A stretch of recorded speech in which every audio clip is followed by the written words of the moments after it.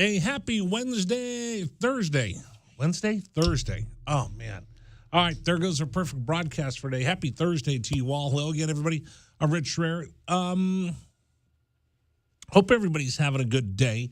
A little different schedule for us today. We got Arizona baseball coming up tonight against Nevada, coming up right after the program. So I'm a little off today, and I'm going to be candid with you, and I try to be as transparent as I possibly can.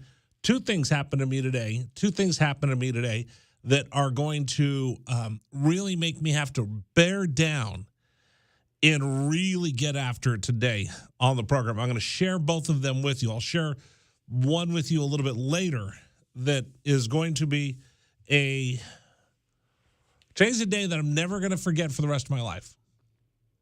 I'll put it to you that way. So today's the anniversary of my mom passing away a year ago. So I was thrown off a little bit because of that, and I'm a little melancholy and melodramatic and all the rest.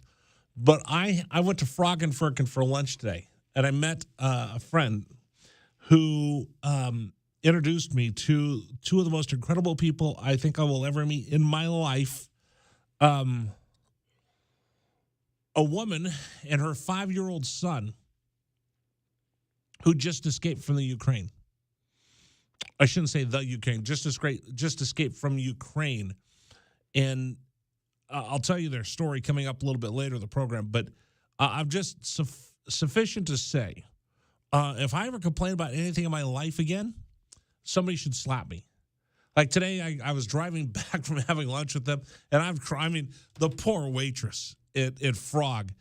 Every time she walks to the table, I'm sitting there just bawling, just crying, listening to this story, trying to smile as I'm looking at this little boy sitting across from me that doesn't speak a word of English, maybe 2 words of English, and everything else is in Ruski. He speaks Russian. His mom speaks Ukrainian and Russian. I'm sitting there trying not to scare him. He's as happy as he can be because he loves pizza. So he knows he's going to get pizza having lunch with me today. But I sat there listening to their story, and I tell you what, I complain about a lot. We think our lives are tough. Oh, my gosh. Look at the price of this, and look, and I have to go do that. My dumb boss is going to make me do this. That's what the people say about me that work here and all the rest. I'm telling you, after listening to their tale and seeing the smiles on their faces of everything they've gone through over the last 25 days as refugees, completely has changed my outlook on life. I mean, just talk about, geez Louise, do we need to appreciate things that we have in our daily lives? I need to be more appreciative of you and everything else that I have after looking at these folks and everything they've been through. So I'll share a little bit more about that story coming up here on the program. Again, we don't get political here, but I will talk about things that speak to my soul, speak to my heart, and hopefully will speak to you. So I got a lot planned on the program for you today. It's NFL Draft Day. This could be the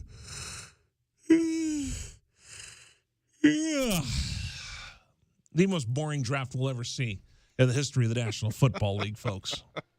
That was a real yawn, by the way. I could tell. That one was a very deep yawn.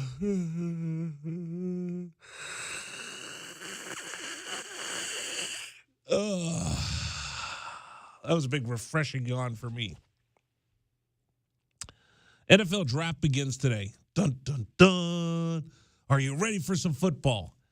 I'm wondering if we finally jumped the shark when it comes to the NFL Draft. Like tomorrow night, I got to work.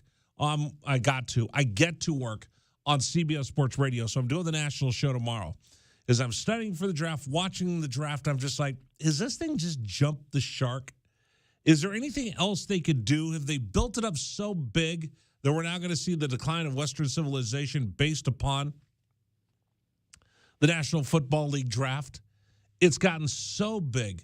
It's so opulent and so bigger than the event itself with the concerts and all the rest of that. We'll talk about that coming up on the program today. Good news for Tommy Lloyd, a huge, huge opportunity to help restock and replenish the Arizona Wildcat basketball team is coming up with a 5-star that has added Arizona to the list, and we'll sit down and listen to Tommy Lloyd's pitch on why he should come to the University of Arizona. We'll talk about that coming up on the program as well. We'll talk about where Jimmy G and where the quarterbacks might go, and a little bit more about the baseball game tonight. And by the way, I want to start a new segment over the summer, right? The University of Arizona has a tagline in their marketing that we see during football games. Wonder makes us. And I've always thought on this radio show that we can have a good time, we can learn something together, and we can have a discussion. That's why I love taking telephone calls. I'm old school, I know, but I like listening to the fans. I like hearing what you have to say. I try to let you talk. In fact, most of the time I get in trouble for letting the listeners talk too long. I've had bosses and I get yelled at all the time. Seriously, Rich, you don't need to have a 20-minute conversation with somebody. Well, if they're interesting, I want to talk to them.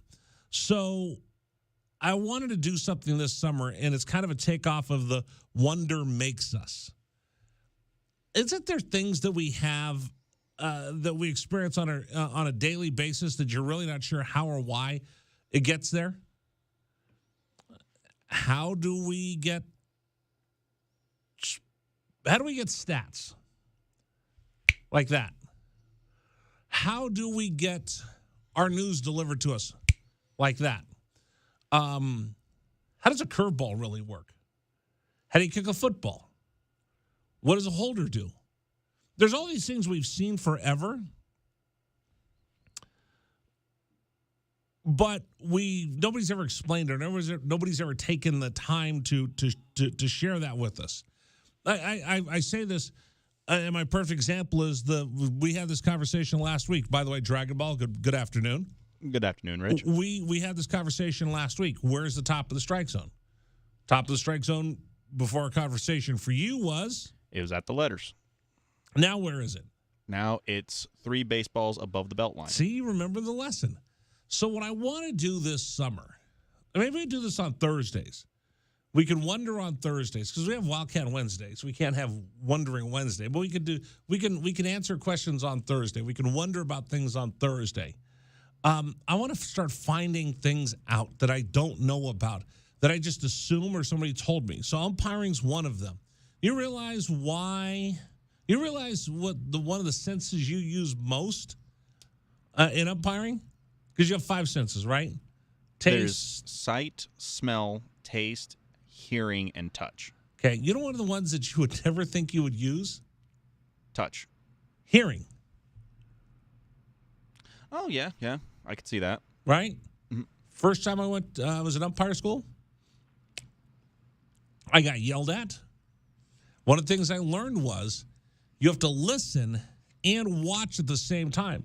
So if you're umpiring at first base and there's a bang-bang play at first base, there's a ground ball hit to the shortstop, deep in the hole, throws the ball to first, runner's sprinting down the base path, the ball and the runner get there at the same time, how do you know whether he's safe or out? What are you looking at?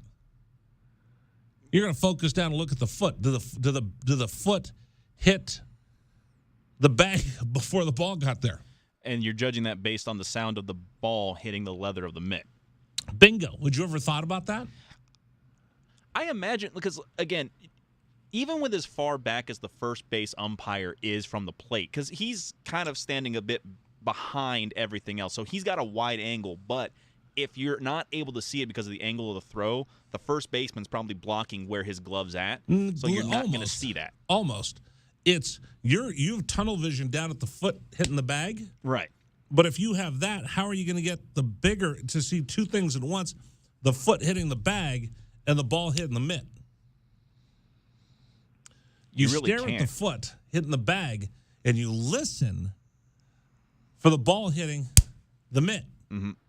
And then you have to figure it out in your head. Did I hear this or did I see that first? And then in some situations, you're so intent on the runner's foot touching the bag. Sometimes, if you're Todd Helton, you're able to go ahead and be about a foot off the bag and not be touching the base at all to get the guy out. Stop it! I'm not letting. Stop! You're not going to be able to distract me today. As much as you want to, I am focused today because of the extenuating circumstances around our program today. I'm not letting you take me down that rabbit hole of your silly, goofy ideas. Right. But what I'm saying is, I never would have thought of that. I never would have known that. Nobody would have known that. You wouldn't have known that. Dragon Ball, you wouldn't have known that. Nope.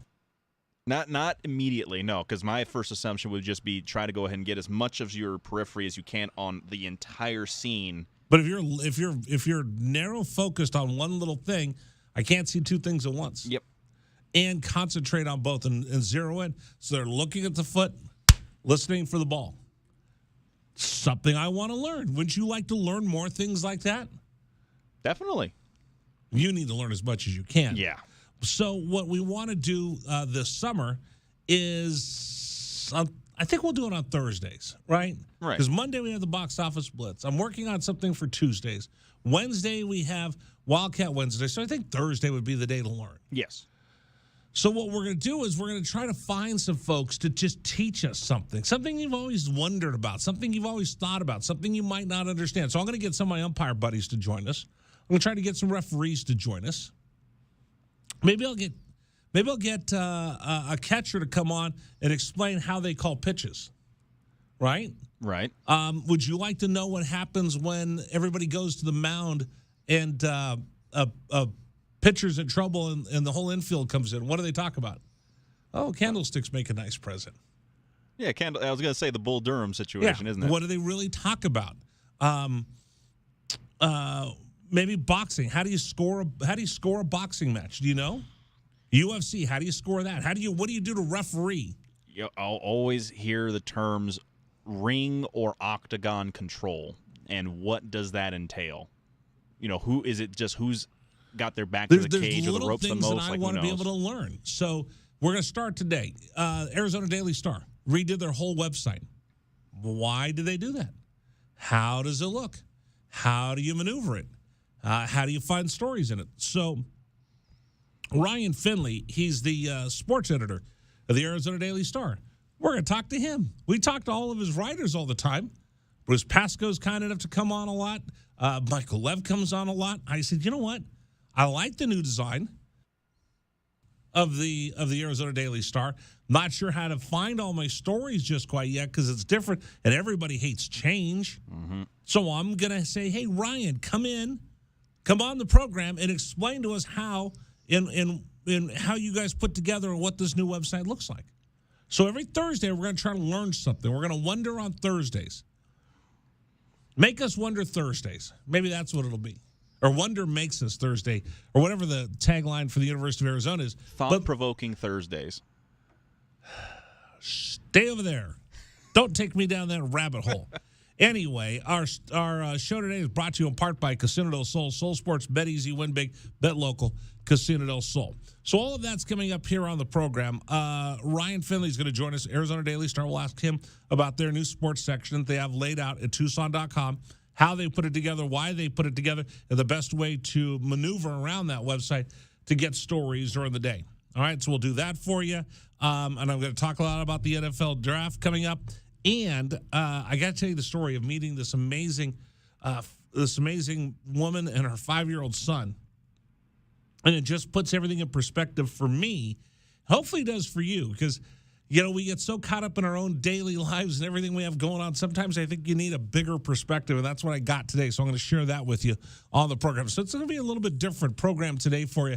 Hopefully you'll enjoy it. Number for you to join us, 520-848-1290, 520-848-1290. We will continue.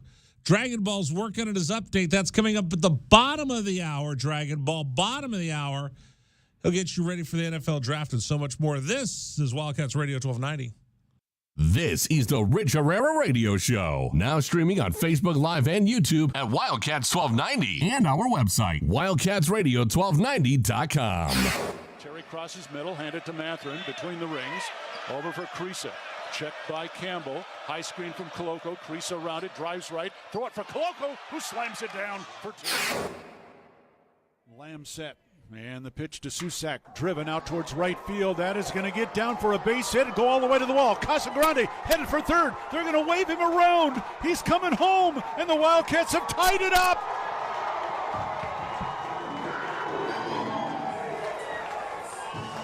Susak with an RBI double to right center. And we're still playing ball. Tied at 16 in the bottom of the 10th. Shot blocked by Koloko, who grabs it out of the air. Ahead to Dalen Terry, Arizona with the ball, minute 30 to go, and a 6-point lead. Juzang working right, drives to the bucket, put up, blocked by Koloko, grabbed by Larson. Arizona ball, 38 seconds left. For Bernard, goes right, blocked by Ballo, grabbed by Matherin.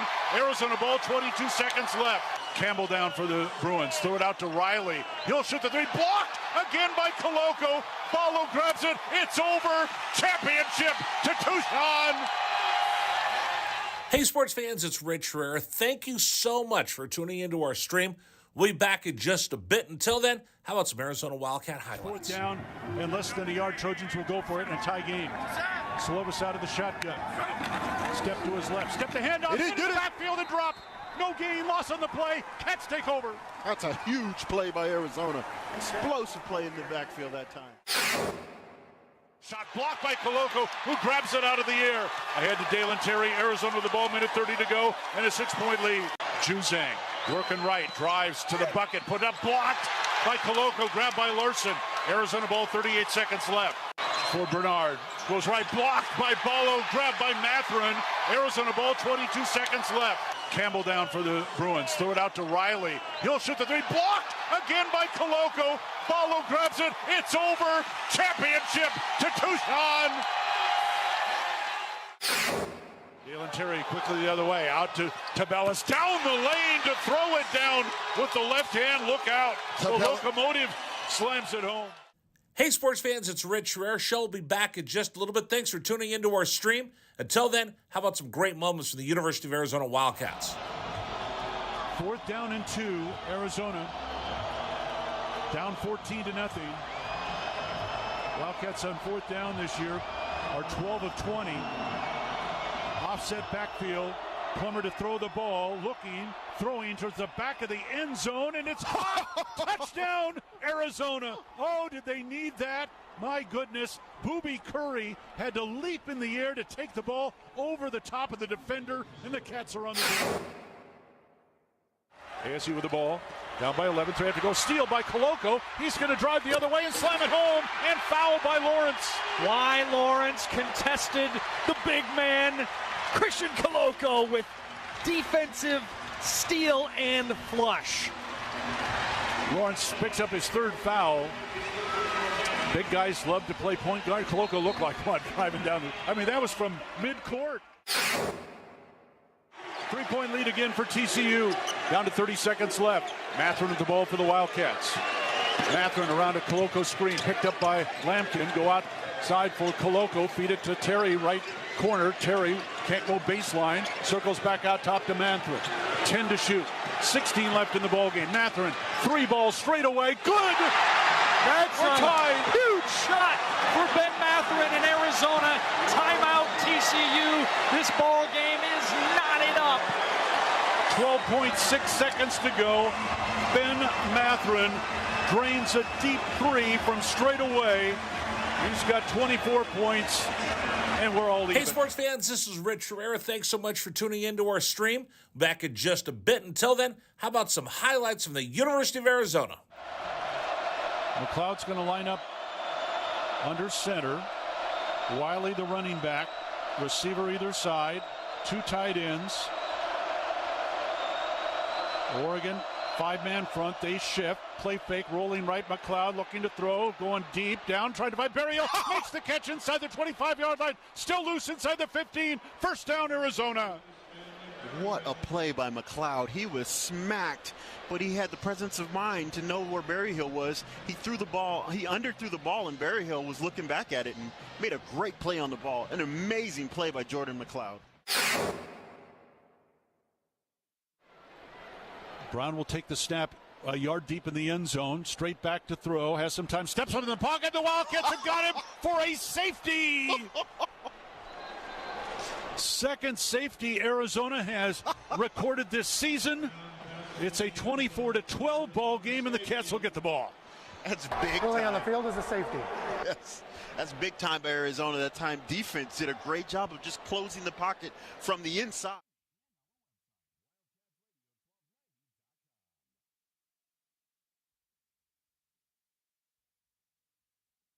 Rich Rare Show rolls on. This is Wildcats Radio 1290. Happy Thursday to you. NFL draft coming up. We'll talk about that. And then in our Wonder segment today, Ryan Finley, Arizona Daily Star, who is the sports editor for the paper, will join us, and we'll ask him and wonder about their new website design and how sports fans find everything as we go into the summer months. They get ready for football and all the coverage they have. So I think it'd just be kind of fun to catch up with Ryan. I don't think we've never had him on the program before. No, I don't believe we have. Nope, at least I know I've never had him on the program before. And you've been here longer than I have. So what's that? You've been here longer I've than I been here a little bit longer than you have. He is he is a Cathedral Catholic Dawn. Oh, so went to the same high school as my son in San Diego. Wow. Okay, so you got a little connection there. Very nice. Very little. But hey, a little connection is still a connection. There you go. But so he'll be coming on with us at the bottom of the hour. Today's program brought to you by Trajan Wealth, 321-4100, 321-4100, or go to TrajanWealth.com, TRAJAN Wealth.com. I just told you, little discombobulated. Can I start again, please? Little discombobulated today. Today's the 1-year anniversary of my mom passing. And I'll never forget that call. My brother woke me up in the morning, said, something's wrong. What do I do? Mom's on the ground. Call the police. So we did, and we found out that, my mom had passed away that morning. And everything changed. We had to drive. I'd jump in the car, drive over to California to be with my brother and my sister, and I had to go to the funeral home. We had to start taking care of all of her affairs the same way we did almost 4 years to the day of my father passing away. So my dad's been gone 5 years. My mom's been gone now 1 year as of today. And I'll never forget, with my mom, we had to go to their bank, and she had to get everything kind of changed over from what my dad was doing to what she was going to do. But it was so easy because everything was in a trust. And then I remember having to go to that same branch with my brother, who's the executor and was supposed to take care of everything. And we had to try to figure out, all right, what's going on with her accounts? Where is she with their house payments and all the rest of that? And luckily, she had everything in a trust just the same way my dad did. And I'll never forget sitting there at that credit union and having the woman go, well, we can't help you. My brother goes, well, everything's in a trust. Oh, are you on the trust? Yeah. Oh, okay, then we can figure all that out. And it just made what had been a really horrible day even worse. That's why I'm thankful for them putting everything into a trust, and that's why I ask you, what do you have as far as how your family is going to survive without you, and what's going to happen when your kids get that phone call and they have to do what my brother, my sister, and I had to do? Have you thought about putting everything into a trust and leaving it for them so they can make things a little less painful and confusing in their time of need? If you thought about that, I'm not sure what the benefits are. You should call Trajan Wealth, 321-4100, 321-4100, or go to TrajanWealth.com, TRAJAN Wealth.com. And talk to them about setting everything up in a trust. Talk about your estate planning and what you want to do and what you want to make sure everybody understands how you want things to be handled when you're gone. Trajan Wealth. They're located right here in Tucson, over in the Kolb Center on East Sunrise.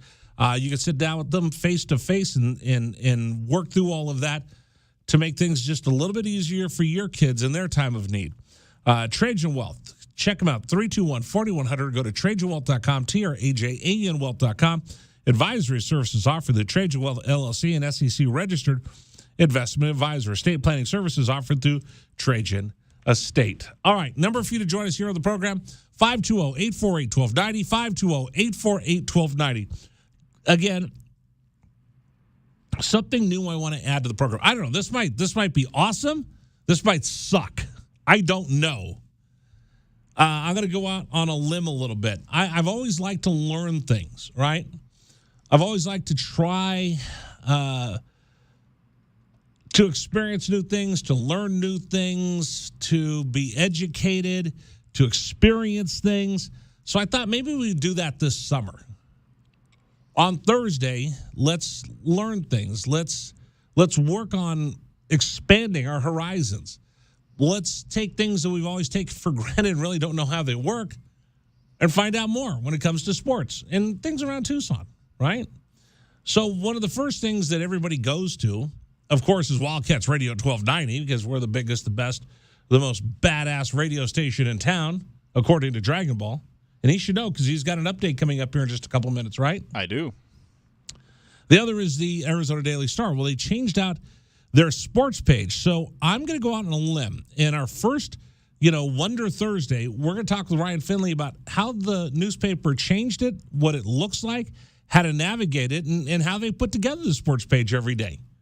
Again, we're experimenting. I'm going to take chances. I'm going to try new things to make sure the radio show doesn't get stale. So today, we're going to take a look at how they put together the Daily Star and their website. I think that might be interesting. Number for you to join us if you want to join in, 520-848-1290. Dragon Ball's got a sports update. We'll talk Ryan Finley, sports editor, Arizona Daily Star. That's coming up right here on the home of the Arizona Wildcats. This is Wildcats Radio 1290. This is the Rich Herrera Radio Show. Now streaming on Facebook Live and YouTube at Wildcats 1290 and our website, wildcatsradio1290.com. Terry crosses middle, handed to Matherin between the rings. Over for Creasa. Checked by Campbell. High screen from Coloco. Creasa around it, drives right. Throw it for Coloco, who slams it down for two. Lamb set. And the pitch to Susak, driven out towards right field. That is going to get down for a base hit and go all the way to the wall. Casagrande headed for third. They're going to wave him around. He's coming home, and the Wildcats have tied it up.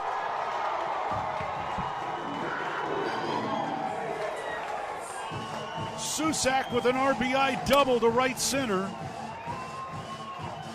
And we're still playing ball. Tied at 16 in the bottom of the 10th. Shot blocked by Coloco, who grabs it out of the air. Ahead to Dalen Terry, Arizona with the ball, minute 30 to go, and a 6-point lead. Juzang working right, drives to the bucket, put up, blocked by Coloco, grabbed by Larson. Arizona ball, 38 seconds left. For Bernard, goes right, blocked by Ballo, grabbed by Matherin. Arizona ball, 22 seconds left. Campbell down for the Bruins, throw it out to Riley. He'll shoot the three, blocked again by Coloco. Ballo grabs it, it's over. Championship to Tucson. Hey, sports fans, it's Rich Herrera. Thank you so much for tuning into our stream. We'll be back in just a bit. Until then, how about some Arizona Wildcat highlights? Fourth down and less than a yard. Trojans will go for it in a tie game. Slovis out of the shotgun. Step to his left. Step to handoff. It is good. Backfield and drop. No gain, loss on the play. Cats take over. That's a huge play by Arizona. Explosive play in the backfield that time. Shot blocked by Coloco, who grabs it out of the air. Ahead to Dalen Terry, Arizona with the ball, minute 30 to go, and a 6-point lead. Juzang working right, drives to the bucket, put up, blocked by Coloco, grabbed by Larson. Arizona ball, 38 seconds left. For Bernard, goes right, blocked by Ballo, grabbed by Matherin. Arizona ball, 22 seconds left. Campbell down for the Bruins, throw it out to Riley. He'll shoot the three, blocked again by Coloco. Ballo grabs it, it's over. Championship to Tucson. Dalen Terry quickly the other way, out to Tabellas, down the lane to throw it down with the left hand. Look out. The locomotive slams it home. Hey, sports fans, it's Rich Herrera. Show will be back in just a little bit. Thanks for tuning into our stream. Until then, how about some great moments for the University of Arizona Wildcats? Fourth down and 2, Arizona. Down 14-0. Wildcats on fourth down this year are 12 of 20. Offset backfield. Plummer to throw the ball, looking, throwing towards the back of the end zone, and it's caught. Touchdown, Arizona. Oh, did they need that?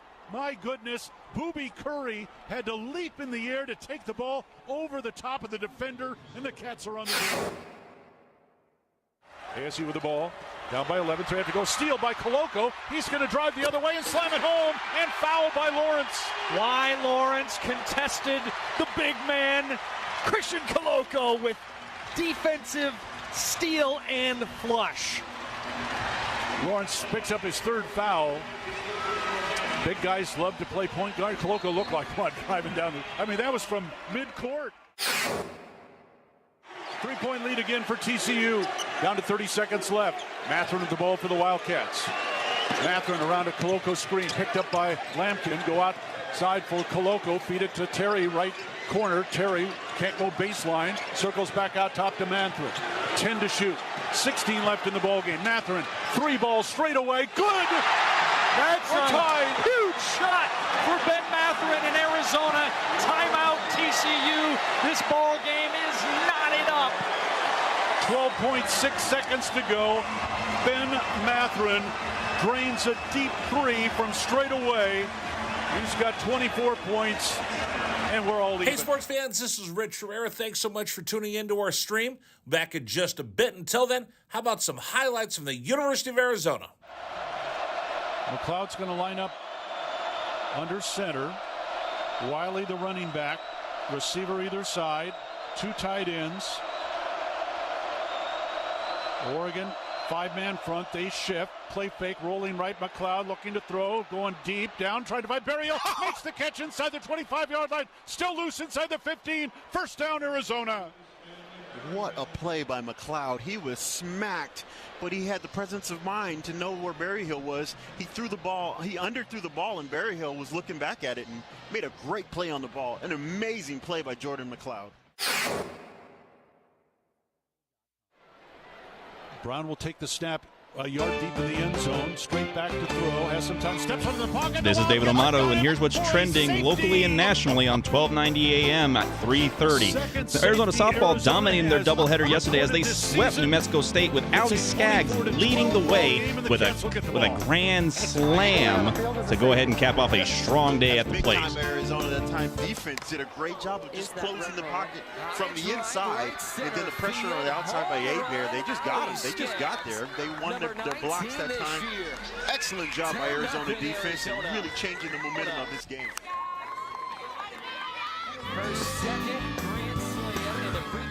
The ESPN highlights courtesy of ESPN. Now, again, we have the Arizona State Arizona beach volleyball game ends with Arizona State taking the win, and that knocks Arizona beach volleyball out of the Pac-12 contenders bracket, ending their trip at the Pac-12 championships. And then we have the NBA playoffs continuing, and the Suns potentially will have Devin Booker back on the court as he will test out that hamstring going into Game 6 against the Pelicans in a closeout game. And as we get ready for the NFL draft, the New York Giants have elected not to exercise quarterback Daniel Jones' 5th-year option, which will make him a free agent next season, potentially opening up the door for the Giants to draft a quarterback in the upcoming draft. And that's what's trending locally and nationally on 1290. We're going to go ahead and go back with Rich here in just a second as we get ready for our interview with Ryan Finley. This is Wildcats Radio 1290.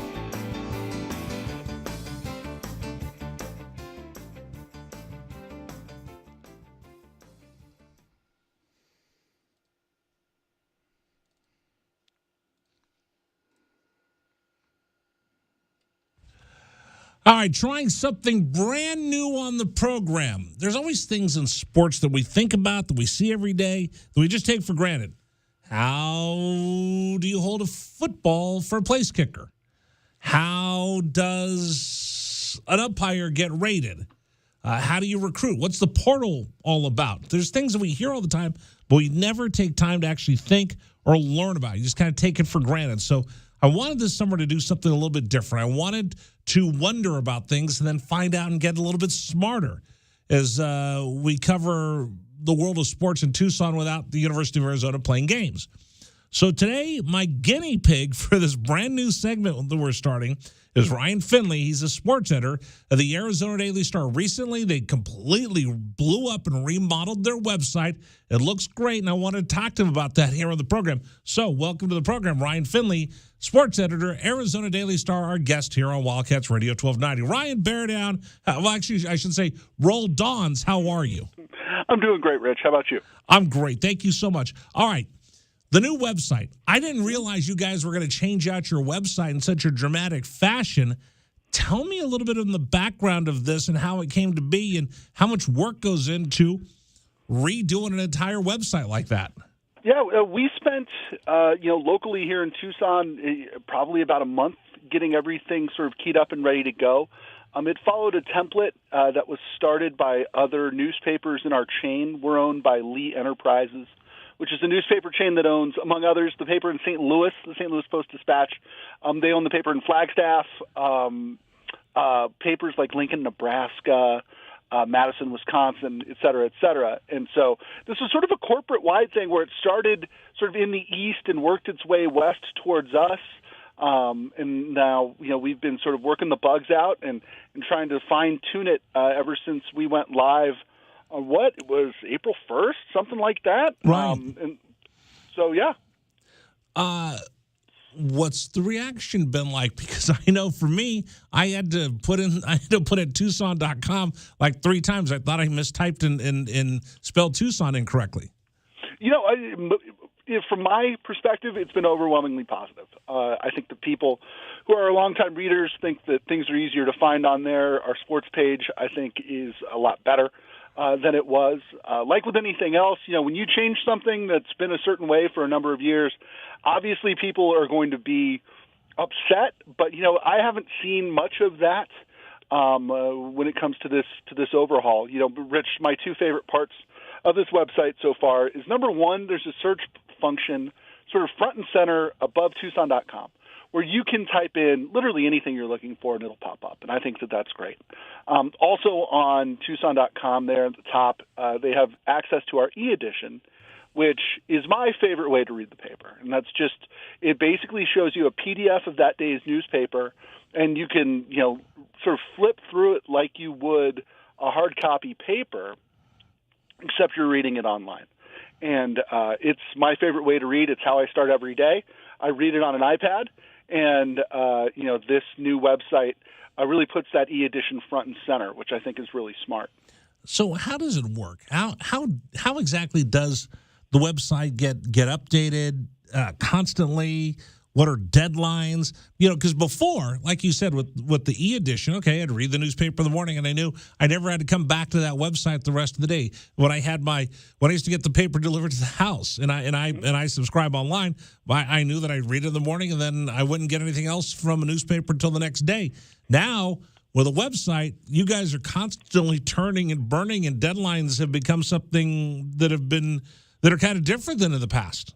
Oh, totally. I mean, I've been here, 14 years, something like that. When I first started here, there was nothing better than the print deadline, because you'd hit the print deadline and then you could go, drink a beer with your buddies or go get food or go do whatever it is, because you knew that sort of the paper was done and, you could start again tomorrow and do another one.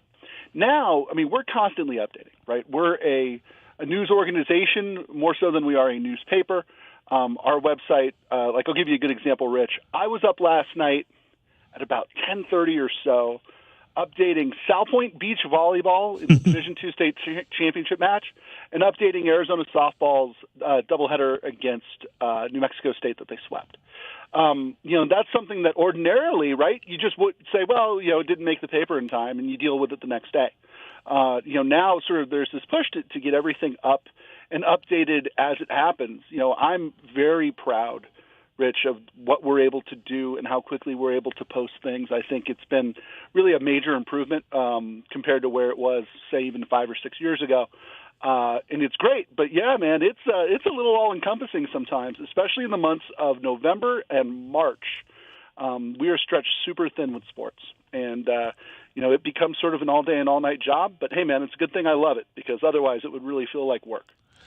Absolutely. We're talking right now with Ryan Finley. He's the sports editor of the Arizona Daily Star. Actually, this is the first time. Is this the first time we've had you on 1290 in a long time? It's been a while. Yeah. I think we've talked before, but it's been years. Okay. Yeah. Well, I'm glad I have. I'm glad so we're trying something new.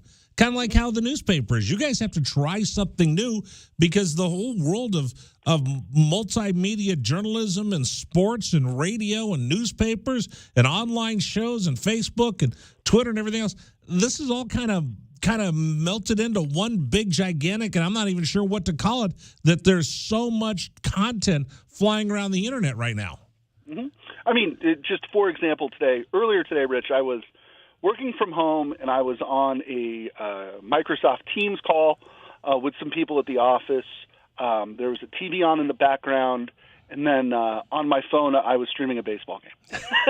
Right? I mean, this is the world we live in now, right? I mean, the world we live in now is you can find anything you're looking for, whether it's on your TV or your smart TV or your phone. And the real challenge, sort of from a news organization standpoint, if you're us, is trying to find your readers where they live, right? To reach them where they live. And for some people that is a newspaper in their front driveway every morning. For other people that's a push alert sent to their phone when there's breaking news. For other people that's having a newsletter sent to them every morning, right? We have That's my favorite, the Starting Five. Starting Five. And Starting Five is something that really we helped put together 4 or 5 years ago, and just love it. And, I put it together most days when I'm working. And, some people just like that, right? Hey, 4 a.m., you get an email saying, here's everything you need to know. And it has the previous night's Diamondbacks score and story in there, or the Suns, and it's just offering all of these different things to people, hoping that you can really reach them where they live and giving them a bunch of different ways to consume what we're putting out there. That's been the big challenge, but Rich, I'll be honest with you, it's really a lot of fun. If I was just putting out a newspaper for a living, my life would be a lot easier, but it wouldn't be so much fun. And this way you can reach so many different people. It's really a fun job. What's the competition like for you for news? Because there's fan sites and there's national sports sites, and then there's Twitter and there's podcast, and there's everybody else who wants to be in your business as journalists, news gatherers, or people breaking stories. How much competition do you have? Oh, it's everybody, and it's funny. It depends on the day, almost, right? In the case of, let's say, Christian Coloco turning pro, right? Christian Coloco broke that story to Shams Charania, the NBA expert, right? On that day, sort of our competition that day was, national sports organizations. Some days it's a fan site that has a tip on recruiting.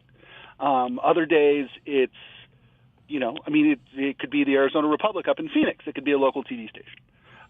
From our standpoint, we try not to chase other people's stories all the time. Really, we try to kind of just focus on us. But, stuff pops up. In the case of Tony Amato yesterday, right? I know that you guys have probably talked about that on air. But, in the case of Tony Amato yesterday, we got that story from the Associated Press, and it was a PBS story from Gainesville, Florida, right? And they had this thing. And so, it's competition sort of everywhere. Again, it's, as you know, Rich, there's a lot of competition for people's eyes and ears.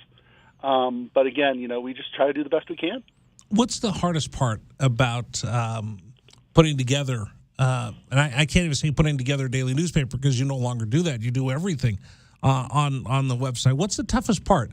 Here's what the people always ask me. How do you guys judge what's the most important story of the day that gets above the fold in the old days? Oh, that's a great question. For me, and, that's sort of my job, right, is sitting there and figuring out what goes where and what matters. I try to put myself sort of in the shoes of our local readers.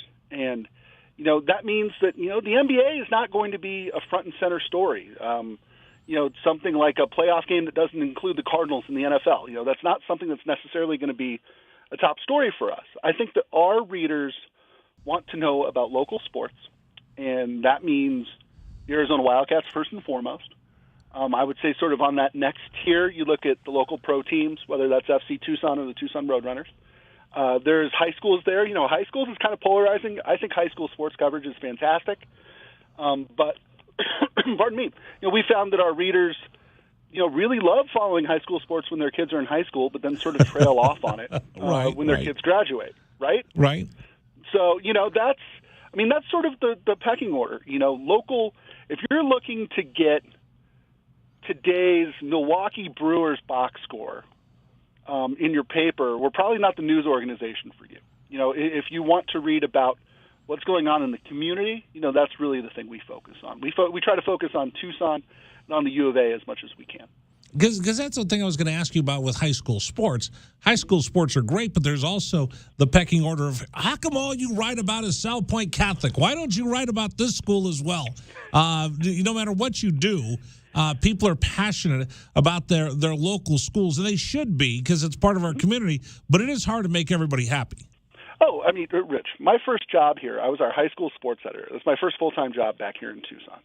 And, I mean, I heard back then that all we cared about was Sunnyside High School football. And then a couple years later, all you care about is, CDO football, or all you care about is Kadeem Carey or Adam Hall, or all these superstar players that were coming up through these Tucson ranks.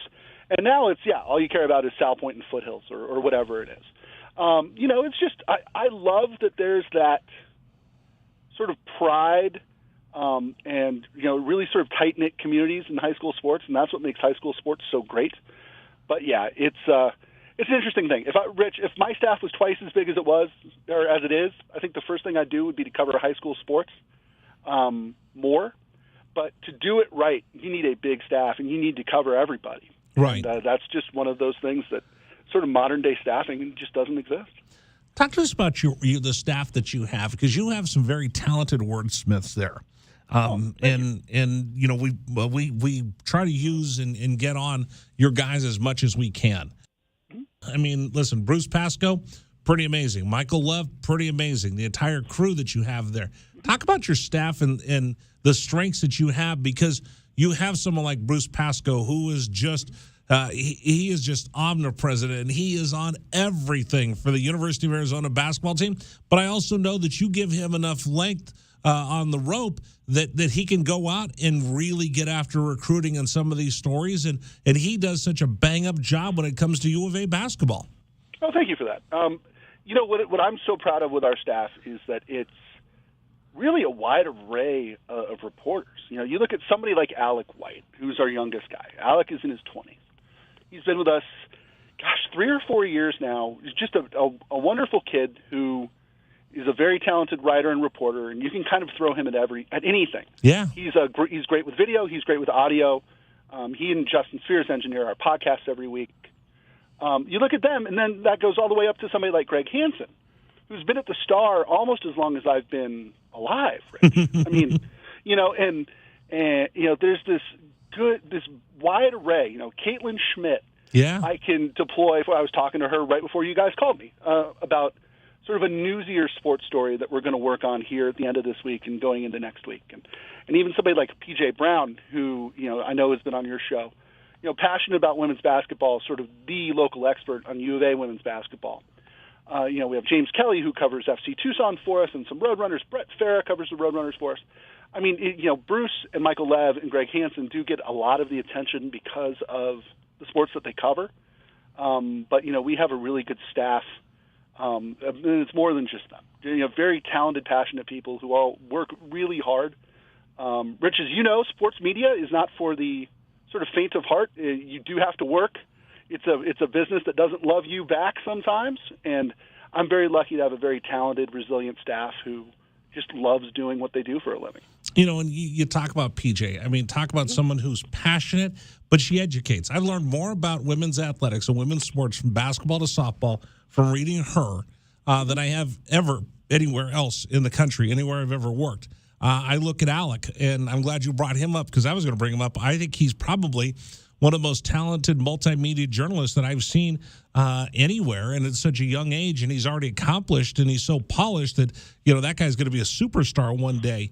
You look at Michael Lev. I mean, boy, talk about someone who didn't have much to work with for a while with that losing streak, but he just kept turning things out, and he kept the stories fresh, and he kept them interesting. And I learned, that was a daunting task for him, covering a team that hadn't won in almost 2 years, and he kept it fresh, and he kept it interesting, and he kept it going. Well, and Rich, my job before I became sports editor, I was our football guy. And so, my poor Michael Lev comes out here from, the LA Daily News, where he had covered USC, not only steps into a situation where Arizona's not winning very much, but his boss is a guy who's an old football beat reporter who is asking him 1,000 questions every day about formations and stuff like that. It's a really good staff. And somebody, what I really like and what I'm really very proud of, especially the last few years, is I think our women's basketball coverage is as good, if not better, than most newspapers in the country. Without a doubt. I try to read papers from the Pac-12 footprint as much as I can. I'm not sure anybody covers women's basketball the way we do. I'm very proud of that. I mean, so much of that is, the U of A just being good and deserving all the ink that they're getting. But, we had a beat reporter in place in T.J. Brown who was ready to jump in with both feet, especially once they got really good. And, just really proud of what we've been able to do in our coverage there. And, yes, we have some readers who think, hey, we should be doing even more, and maybe we should. But, I'm very proud of the strides that we've made in covering women's sports, and particularly women's basketball. Tell me something about the paper I don't know. Oh, man. That's a great question. Let's see. It's been a part of Tucson since before Arizona was a state.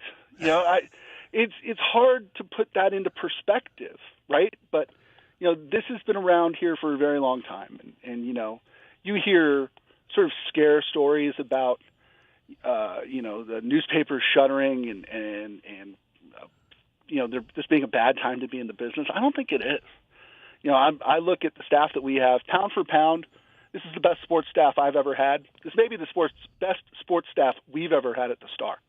I'm just so proud of our people and what they're able to do. You've got a lot of people who are very passionate about Tucson, and that's what makes it really cool. And if you gave me an extra half hour, I'd talk to you about all of our other departments who do just a wonderful job as well. But again, we've been around for a very long time. We're not going anywhere. Yes, our paper gets printed every night in Phoenix. We are still all about Tucson. We have 2 newsrooms in Tucson. Everybody lives in Tucson. I've had readers reach out and be like, well, now that all you guys live in Phoenix, like, what are you talking about? Like, we're all here every day. So it's just, I'm really honored to be part of an organization that's been around for so long, and really, lucky, I think, that what I do doesn't feel like work most days. It's really a lot of fun. Being the newspaper of record for the city of Tucson and being around as long as you have, it's interesting when you say that. The newspaper has been around longer than Arizona's been a state. How important is it to you to make sure that you take great care of this community asset as the sports editor, and make sure that during your watch you're going to do everything you can for the people of Tucson? Yeah, I mean, that's it. It's serving your readers. We talk about that a lot, and it sounds hokey and it sounds like corporate speak, but really it's serving your readers. It's making sure that they get the information from a news and a sports side, that improves their lives. In sports, good sports coverage improves your life. Hearing a good story or reading a good column improves your day-to-day life. And to me, that's really the big thing, is serving our readers. I see it as a privilege. I don't see it as pressure because, again, I've been doing this for a while, and B, it's it's fun. But it's number one. I mean, the thing we think about is, what would our readers think? What should we, would our readers like this thing? And that's really. It's as simple as that. You serve the people who are your customers, frankly, people who read your paper, and to serve the community. And that's something we're all very proud to do every day. Do you miss writing on a daily basis, being a beat writer? Yeah, I do. I don't miss going to football practice. I don't miss trying to find a 16-year-old recruit on the phone on a Sunday afternoon. Because that happened a lot, It's like when I covered football for a while, the universe knew, the second I turned on the TV to relax or unwind, because then somebody would commit. I miss telling stories. Rich, I saw you, I think, at women's basketball at the NCAA tournament. And I was down there and wrote, 4 days in a row, helping out. I saw that. With our coverage down there. And it was just such a treat to get down there and to be able to tell. I mean, one day I wrote about Darren Erdogan, who was the 10th player on the women's basketball team, who stepped in and had 2 big baskets. Another day I wrote about, a trend in the game or something like that. And just being able to sort of tell those stories, I do miss that. But, the job that I have is all-encompassing enough that if I was doing this and writing, I'd be pretty bad at both of them. You can't do both. You got to pick Right. one. And I'm pretty happy with the job that I have. I mean, my only complaint about your staff is that they're ruining the reputation of sports writers around America because all of them actually dress professionally and none of them have mustard stains on their shirts. Well, if you could see me now, Rich, I'm buying into that. It's funny. I've been working remotely today, and so I'm doing the old stereotype basketball shorts and a T-shirt thing today. But you try to clean up a little bit. When I covered football, I always made sure I had a long sleeve shirt on and a coat. Just again because there's that reputation of sports writers just being in it for the free food and being underdressed. And I tried not to play into that stereotype as much as I could, at least when I was covering stuff. Now, the old joke is, folks, that most sports writers, if you remember the old Oscar Madison from The Odd Couple, that's how most sports writers work. And I've seen some pretty sloppy sports writers that have stains on their shirts and they're disheveled. Your guys actually dress pretty good. I mean, Greg Hansen dresses pretty well. I have to actually think about, okay, wait a minute, I can't let all these sports writers outdress me today. I got to make sure that I wear a collared shirt and something decent when I go down to McHale Center. Hansen introduced me to Tommy Bahama stuff. Bingo. Which was just a little bit of a dressed-up polo shirt, he's great. And again, that's another show, but he's just a great guy to work with and somebody who's been doing this a very long time. Hey, I'm glad. You know what? I'm happy that you agreed to come on with us because this is the first Wonder Makes Us segment that we're going to do. We're going to try to learn more and educate, like you said, tell good stories and share things with people. And I can't think of a better way to kick off this segment that we're going to do every Wednesday. See, this is my enterprise piece that I'm trying to steal something from what newspaper people do. There we go. To change things up a little bit during the summer. And I really appreciate you coming on with me today, Ryan. No problem. Anytime, Rich. All right, we'll talk to you soon. Ryan Finley joining us right now from the Arizona Daily Star. He's the sports editor for the newspaper. Thought that was pretty interesting, the way they put that together and then all the little personalities that come together to make a pretty amazing staff that I think we're fortunate for to have all of those guys working here in Tucson. All right, this is Wildcats Radio 1290. This is the Rich Herrera Radio Show. Now streaming on Facebook Live and YouTube at Wildcats 1290 and our website, wildcatsradio1290.com. Terry crosses middle, handed to Mathurin between the rings. Over for Creasa. Checked by Campbell. High screen from Coloco. Creasa around it, drives right. Throw it for Coloco, who slams it down for two. Lamb set. And the pitch to Susak, driven out towards right field. That is going to get down for a base hit and go all the way to the wall. Casagrande headed for third. They're going to wave him around. He's coming home. And the Wildcats have tied it up. Wildcats Radio 1290 traffic. Reported collisions, Aerospace and Nogales Highway and Aerospace Susak Parkway. with an RBI Clearing double River to right Road center. And Campbell and 12th Avenue and Ajo Way. And we're still Ina, playing east ball. of I-10 and a crash that occurred at Tied at Irvington 16 and in the bottom 12th of the Avenue. And I'm Cricket with your Blocked by Wildcats Coloco, Radio who grabs it 1290 out of the traffic. air. This And report Dalen is Terry, sponsored by Arizona, the ball, minute Arizona 30 to go, Department of and a Gaming. 6-point lead. Juzang working right, drives to the bucket, put up, blocked by Coloco, grabbed by Larson. Arizona ball, 38 seconds left. For Bernard, goes right, blocked by Ballo, grabbed by Mathurin. Arizona ball, 22 seconds left. Campbell down for the Bruins, throw it out to Riley. He'll shoot the three, blocked again by Coloco. Ballo grabs it, it's over. Championship to Tucson. Hey, sports fans, it's Rich Herrera. Thank you so much for tuning into our stream. We'll be back in just a bit. Until then, how about some Arizona Wildcat highlights? Fourth down and less than a yard. Trojans will go for it in a tie game. Slovis out of the shotgun. Step to his left. Step to handoff. Into the backfield and drop. No gain. Loss on the play. Cats take over. That's a huge play by Arizona. Explosive play in the backfield that time. Shot blocked by Coloco, who grabs it out of the air. Ahead to Dalen Terry. Arizona with the ball, minute 30 to go, and a 6-point lead.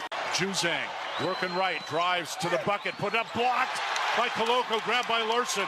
Arizona ball, 38 seconds left. For Bernard, goes right, blocked by Ballo, grabbed by Mathurin. Arizona ball, 22 seconds left. Campbell down for the Bruins, throw it out to Riley. He'll shoot the three, blocked again by Coloco. Follow grabs it. It's over. Championship to Tucson. Dalen Terry quickly the other way. Out to Tabellis. Down the lane to throw it down with the left hand. Look out. The Locomotive slams it home. Hey, sports fans, it's Rich Herrera. Show will be back in just a little bit. Thanks for tuning into our stream. Until then, how about some great moments for the University of Arizona Wildcats? 4th down and 2, Arizona. Down 14-0. Wildcats on 4th down this year are 12 of 20. Offset backfield. Plummer to throw the ball, looking, throwing towards the back of the end zone, and it's caught. Touchdown, Arizona. Oh, did they need that? My goodness. Booby Curry had to leap in the air to take the ball over the top of the defender, and the Cats are on the board. ASU with the ball.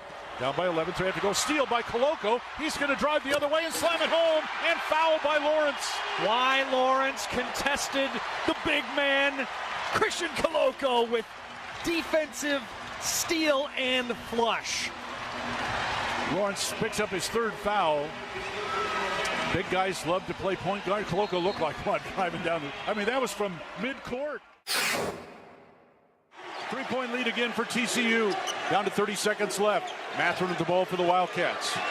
Matherin around a Koloko screen, picked up by Lampkin. Go outside for Koloko. Feed it to Terry, right corner. Terry can't go baseline. Circles back out top to Matherin. 10 to shoot. 16 left in the ballgame. Matherin, 3 balls straight away. Good! That's We're tied. Huge shot for Ben Matherin in Arizona. Timeout TCU. This ball game is knotted up. 12.6 seconds to go. Ben Matherin drains a deep 3 from straight away. He's got 24 points, and we're all even. Hey, sports fans, this is Rich Herrera. Thanks so much for tuning into our stream. Back in just a bit. Until then, how about some highlights from the University of Arizona? McLeod's going to line up under center. Wiley, the running back. Receiver either side. 2 tight ends. Oregon, 5-man front. They shift. Play fake, rolling right. McLeod looking to throw. Going deep. Down, trying to find Berryhill. Makes the catch inside the 25-yard line. Still loose inside the 15. First down, Arizona. What a play by McLeod. He was smacked, but he had the presence of mind to know where Berryhill was. He threw the ball. He underthrew the ball, and Berryhill was looking back at it and made a great play on the ball. An amazing play by Jordan McLeod. Brown will take the snap a yard deep in the end zone. Straight back to throw. Has some time. Steps up in the pocket. The Wildcats have got him for a safety. Second safety Arizona has recorded this season. It's a 24-12 ball game, and the Cats will get the ball. That's big Really time. on the field is a safety. Yes. That's big time by Arizona. That time defense did a great job of just closing the pocket from the inside, and then the pressure on the outside by Hebert. They just got him. They just got there. They won their blocks that time. Excellent job by Arizona defense and really changing the momentum of this game.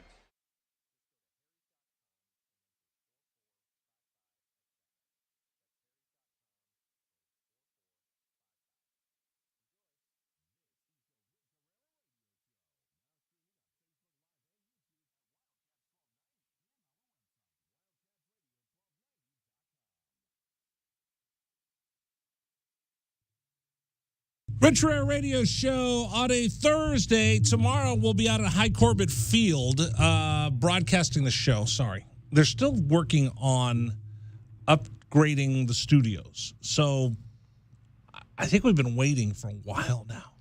But they're closer and closer and closer. So we're going to get brand new studios, new equipment, and when I hit the table or I hit the mic stand, you won't hear that anymore. Yeah, the echoing of the little springs that they have on the arms will not be reverberating too much anymore.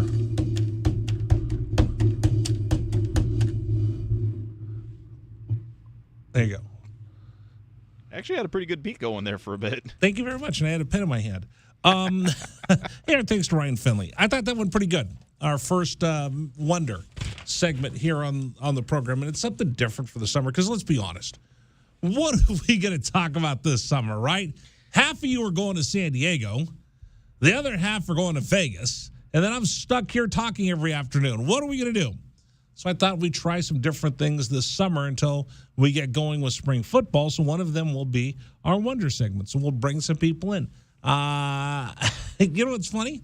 How do they get all the jerseys made? You ever thought about that? Who sews up all the jerseys?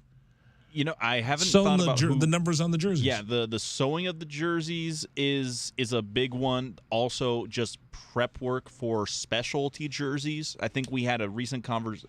I think it was right before the we talked about the camo right the jerseys. The camo jerseys for the University of Arizona football team. They had like camo, they had Davis Monson and all this other like the patches and stuff like that. So we'll do that. We'll talk about, how much laundry do they do on a daily basis? How do you do laundry? How do you feed a team? As someone who at times that was my job, I can tell you it is never as easy as it What team did you feed? That was back when it was KT Wiz.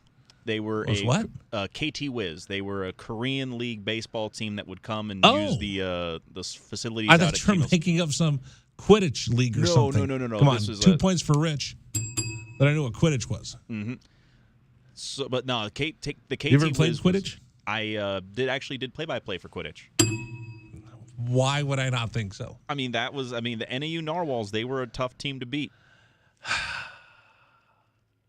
Anyway, there was a Korean baseball team that came to the Kino Sports Complex for spring training. Yes, for their equivalent for spring training. So we would be in charge of bringing in their personal personal shoves that they would bring in from a restaurant that was nearby. They would actually drive in on the sidewalk to use our facilities to cook, and they'd feed the teams and everything like that. And when they were done and went to the hotel for the night, we would have to go in then and do the laundry and reset everything in the lockers. And so you got to be a clubby. Basically, it was we made sure to open the gate up in the morning. We brought in their chefs and things like that. Again, like I said, it was a local restaurant that they would hire out to go ahead and do the cooking for them. So there's a whole bunch of stuff that I want to know. Yeah. Like I want to know how you feed a team. I want to know what's it take to go on the road, right? So the very first game of the season, the equipment truck will roll out of Tucson a couple days before the team heading to San Diego for the home opener, for the opening game. How many trucks does it take? What do you have to take? What happens if you get there and something's not there? There's always an extra bus or an extra truck because it's always the one that's used for the miscellaneous equipment that no one brings in with them. I don't know these things. Yeah. I'd like to. I'd like to know, how do you keep the golf courses green in the middle of summer when it's 100? How hot does it get here? 118? 117 is the hottest it's ever been in Tucson. So when it gets to 120 degrees, what do you do? At that point, you just go ahead and you go to turf. What happens when you aerate a course? Every year they'll go, closed for 2 weeks as we aerate, which means they go and poke holes in there to get to help the grass grow stronger. Right. What do you look for in a golf lesson? How does someone giving golf lessons, what does he look for when he sees somebody's really bad hack? If I took Dragon Ball to get a golf lesson, when the guy got done laughing, what would he do? He'd probably tell me to go ahead and take up tennis. Little things like that. I would like to know this summer. So we're gonna do this every Thursday. So Dragon Ball, you're gonna be busy finding out things that I want to know. I will go ahead and I will start trying to get in contact with as many of my friends as I can to help even discover what it takes to make a baseball field ready to go when it's time for first pitch. That would be interesting. The crew over at High Corbett Field work hard keeping that those baseball fields in shape. They do. Kino Sports Complex. Don't get used a lot. There's a lot of high school teams that go ahead and come in to use it for tournaments and things like that. The big stadium, I know that they like to use that for the Mexican Baseball Fiesta. Right. But you still have to keep that up year-round because once you let that thing start to go to pot, you'll never get it back. And you can't put a tarp over it. Nope. So those are some of the things that we're going to try to learn this summer. All right, coming up on the program, what do I want to talk about? You're going to have an opportunity for Tommy Lloyd to have a big-time recruit come in, and we'll talk about that coming up here in just a second. A reminder, today's program brought to you by PGA Tour Superstore. PGA Tour Superstore, located in Oracle. It's where you can shop with the pros at PGA Tour Superstore here in Tucson, home of the golf pros and beginners like me. And again, if you're looking for a great Father's Day present, I need to get it out today. I haven't used it. I'm a little stressed out today. Need to go get that Theragun that I got at PGA Tour Superstore. It is an amazing, amazing soothing relief. Put it on my shoulders, put it on my lower back, put it on my legs. It is really cool. But if you're looking for a great Father's Day present, that's really the best place to go for clothing. They've got everything from Black Clover, Travis Matthew, Nike, Under Armour, Puma, even Barstool Sports. You want to get your dad some golf shoes, they've got Nike, Adidas, Echo, Puma, New Balance, Skechers, the new MG Force, which I have to get a pair of those. If he's looking for a driver, he's looking for golf balls. They have everything at PGA Tour Superstore. And I'm going to help you out for Father's Day. Mention the Rich Herrera Radio Show or mention Wildcats Radio 1290, and you will get $20 off a purchase of $100, $50 off a purchase of $250 or more. $20 off a purchase of $100, $50 off $250 or more. Restrictions do apply. Ping, Titleist, FootJoy, not included in the special promotion for our listeners, but all the rest, giddy up. It's PGA Tour Superstore located on Oracle, just across from the Tucson Mall. And if you go in there Saturday, you'll probably see me hanging around looking and looking and looking and then walking out with a huge bag. Because every time I walk in there, I find something I need, want, or desire. PGA Tour Superstore. All right, coming up on the program, there's a 5-star recruit that didn't have Arizona on his list, but all of a sudden he does. Is Tommy Lloyd going to be able to pull off a rabbit out of his hat? And how has the traditional model of college basketball recruiting changed? We're going to get in all of that coming up here on the program. I also got to tell you about the lunch I had. I'm going to save this a little bit. I'm going to get more people in their cars while I tell this story. I had lunch today with a woman and her 5-year-old son that escaped from Ukraine. It was pretty remarkable. It's hard for me to put in words what it was like to sit with them today at Froggenfurken, but we'll do that for you all coming up here on Wildcats Radio 1290. This is the Rich Herrera Radio Show. Now streaming on Facebook Live and YouTube at Wildcats 1290 and our website, wildcatsradio1290.com. Terry crosses middle, handed to Mathurin between the rings. Over for Creasa. Checked by Campbell. High screen from Koloko. Creasa around it, drives right. Throw it for Koloko, who slams it down for 2. Lamb set. And the pitch to Susak, driven out towards right field. That is going to get down for a base hit and go all the way to the wall. Casagrande headed for third. They're going to wave him around. He's coming home, and the Wildcats have tied it up.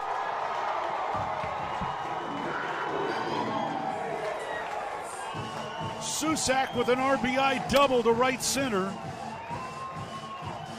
And we're still playing ball. Tied at 16 in the bottom of the 10th. Shot blocked by Koloko, who grabs it out of the air. Ahead to Dalen Terry, Arizona with the ball, minute 30 to go, and a 6-point lead. Juzang working right, drives to the bucket, put up, blocked by Koloko, grabbed by Larson. Arizona ball, 38 seconds left. For Bernard, goes right, blocked by Ballo, grabbed by Mathurin. Arizona ball, 22 seconds left. Campbell down for the Bruins, throw it out to Riley. He'll shoot the 3, blocked again by Koloko. Ballo grabs it, it's over. Championship to Tucson. Hey, sports fans, it's Rich Herrera. Thank you so much for tuning into our stream. We'll be back in just a bit. Until then, how about some Arizona Wildcat highlights? 4th down and less than a yard. Trojans will go for it in a tie game. Slovis out of the shotgun. Step to his left. Step to handoff. Into the backfield and drop. No gain, loss on the play. Cats take over. That's a huge play by Arizona. Explosive play in the backfield that time. Shot blocked by Koloko, who grabs it out of the air. Ahead to Dalen Terry, Arizona with the ball, minute 30 to go, and a 6-point lead. Juzang working right, drives to the bucket, put up, blocked by Koloko, grabbed by Larson. Arizona ball, 38 seconds left. For Bernard, goes right, blocked by Ballo, grabbed by Mathurin. Arizona ball, 22 seconds left. Campbell down for the Bruins, throw it out to Riley. He'll shoot the 3, blocked again by Koloko. Ballo grabs it, it's over. Championship to Tucson. and Terry quickly the other way. Out to Tabellas. Down the lane to throw it down with the left hand. Look out. The locomotive slams it home. Hey, sports fans, it's Rich Herrera. Show will be back in just a little bit. Thanks for tuning into our stream. Until then, how about some great moments for the University of Arizona Wildcats? 4th down and 2, Arizona. Down 14-0. Wildcats on 4th down this year are 12 of 20. Offset backfield. Plummer to throw the ball, looking, throwing towards the back of the end zone, and it's caught. Touchdown, Arizona. Oh, did they need that? My goodness. Booby Curry had to leap in the air to take the ball over the top of the defender, and the Cats are on the board. ASU with the ball. Down by 11, so they have to go. Steal by Koloko. He's going to drive the other way and slam it home, and foul by Lawrence.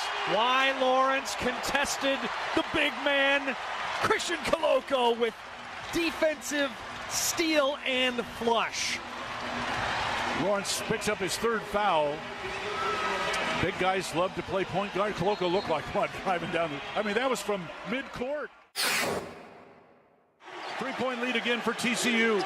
Down to 30 seconds left. Matherin with the ball for the Wildcats. Matherin around a Koloko screen, picked up by Lampkin. Go outside for Koloko. Feed it to Terry, right corner. Terry can't go baseline. Circles back out top to Matherin. 10 to shoot. 16 left in the ballgame. Matherin, 3 balls straight away. Good! That's a tied. Huge shot for Ben Matherin in Arizona. Timeout TCU. This ball game is knotted up. 12.6 seconds to go. Ben Matherin drains a deep 3 from straight away. He's got 24 points, and we're all even. Hey, sports fans, this is Rich Herrera. Thanks so much for tuning into our stream. Back in just a bit. Until then, how about some highlights from the University of Arizona? McLeod's going to line up under center. Wiley, the running back. Receiver either side. 2 tight ends. Oregon, 5-man front. They shift. Play fake, rolling right. McLeod looking to throw. Going deep. Down, trying to find Berryhill. Makes the catch inside the 25-yard line. Still loose inside the 15. First down, Arizona. What a play by McLeod. He was smacked, but he had the presence of mind to know where Berryhill was. He threw the ball. He underthrew the ball, and Berryhill was looking back at it and made a great play on the ball. An amazing play by Jordan McLeod. Brown will take the snap a yard deep in the end zone. Straight back to throw. Has some time. Steps into the pocket. The Wildcats have got him for a safety. Second safety Arizona has recorded this season. It's a 24-12 The ball name game, and the Cats will get the Kwame ball. Evans, will that be the one that'll be rained out for Brian Jeffries? If Tommy Lloyd gets his way, it will be. So Kwame Evans is a 5-star forward from Florida. He had 5 schools listed that he was thinking about going to. One of them was Kentucky. Well, all of a sudden now, lo and behold, guess what? Arizona's in the mix. Tommy Lloyd will sit down and talk with Kwame Evans, according to Bruce Pascoe of the Arizona Daily Star, in the next few days and make his big pitch to have him come to Tucson. Now, that would be a big story onto its own, correct? 5-star recruit, one of the top high schoolers in the country, thinking about coming to Arizona. That's awesome. But I think it's a bigger picture for Arizona sports fans to start thinking about, remembering, and being prepared for. With the transfer portal and NIL and everything else that Mark Emmert has just left is a total dumpster fire. That's that big burning building that you see with the smoke coming out of it from Indianapolis, Indiana. That's called the NCAA. It's a dumpster fire sitting on top of a nuclear waste dump that's been parked next to hazardous waste and biochemicals. And, oh, by the way, they just backed in a truck that's going to unload some nuclear waste. That's what the NCAA is right now. It's a big smoldering pile of dumpster fire garbage. I thought it was interesting. Normally at this point, kind of basketball's over and we're doing whatever. Going on to baseball. Who's going to the regional playoffs? Bruce Pascal pointed this out. It makes even more sense now. April, May are now probably the most important months in a college basketball season because with the portal and people jumping left and right, and because of the NCAA, and now I'm going to get on let's hammer the NCAA bandwagon, because the NCAA handled everything so poorly for so long that now the shoe's on the other foot, and the student athletes have all the power now because they were kind of held down, and I can't say taken advantage of. I can't say that, but certainly the NCAA held them under their thumb for so long. Now, with all the power going back the other way, college athletics has changed in a way I would never have foreseen, and I'm not sure how it's going to turn out. These are the unforeseen consequences of everything that's been going on with the Ed O'Bannon suit and all the rest of that. I think we need to be prepared. Here's the bottom line. Here's how it's going to affect you in Tucson. Tommy Lloyd now has to have, basically Tommy Lloyd and college coaches everywhere have an entire group of free agents at the end of every season, sometimes even before the end of a season. So you're Tommy Lloyd. Hey, great, have a basketball team. They were number 2 in the country. They were number 1 seed. Ooh, look at all these guys are going to have returning.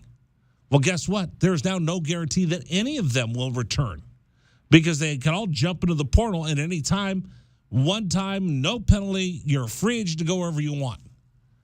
Well, basically now we have utter free agency in college sports every year. It wasn't right before where a kid would get stuck and you signed the letter of intent, and if the coaches lied to you or the coach got fired or he quit for a better job, you were stuck there forever. But I don't know how this is going to be sustainable, that if every single year you have a team, the end of the year, you have to re-recruit them to keep them all there. Football, I think it's a little bit different. But it looks like college basketball, it's going to be a free-for-all every single year. And not only are you going to have to recruit to bring in new kids, you're going to have to re-recruit your kids, and you're going to have to be prepared for your kids to bail on you for whatever reason they choose. I didn't get enough playing time. I don't like your offense. I want to go closer to home. This is going to become a tougher job in college basketball, I think, in particular, because you have so many ones and dones and kids that jump around. Think about most high school kids that are big-time college basketball prospects. How many different high schools do they go to? Very rarely do you see them go to just one. I'm going to jump from one to the other to the other. You can see them go to 2 or 3 different high schools. If they're going to jump 2 or 3 different high schools, don't they kind of have that as their mindset, and maybe will jump 2 or 3 different colleges to get to where they want to get to? I don't know if this is going to change college basketball for the better, having instant free agency at the end of every year. Dragon Ball. Oh, were you going to say something? No. Oh, that's true. Oh, you were moving the microphone in front of your face. Yeah, I was just moving the mic. It makes your webcam look better because we can't see you now. But no, I mean, with the idea that transfer portal is just going to turn college basketball into free agency, I can see the fear in that, and it's definitely there's a lot of ammunition to suggest that it is.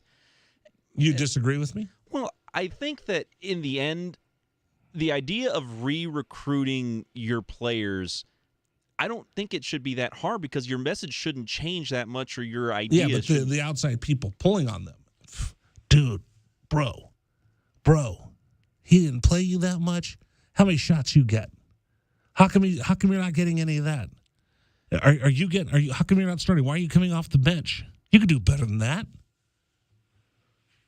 You got a lot of people tugging at you, a lot of people in your ear, a lot of your friends from back home, maybe your family, telling you, how come you're not starting? Why aren't you doing this? Why aren't you doing that? The days of watching a kid come in as a freshman, learning his craft, a little bit of time as a sophomore, that he takes off as junior, senior, goodbye. That's never going to happen anymore. I mean, because if I don't get my playing time by the time I'm a sophomore, I'm out. I mean, we just saw that with Shane Noel recently entering the transfer portal himself. So. Now, and again, it makes it easier for a coach to say, you know what, you're not a good fit. But I just don't know about this whole being a free agent each and every year. There's got to be something more that binds this thing together.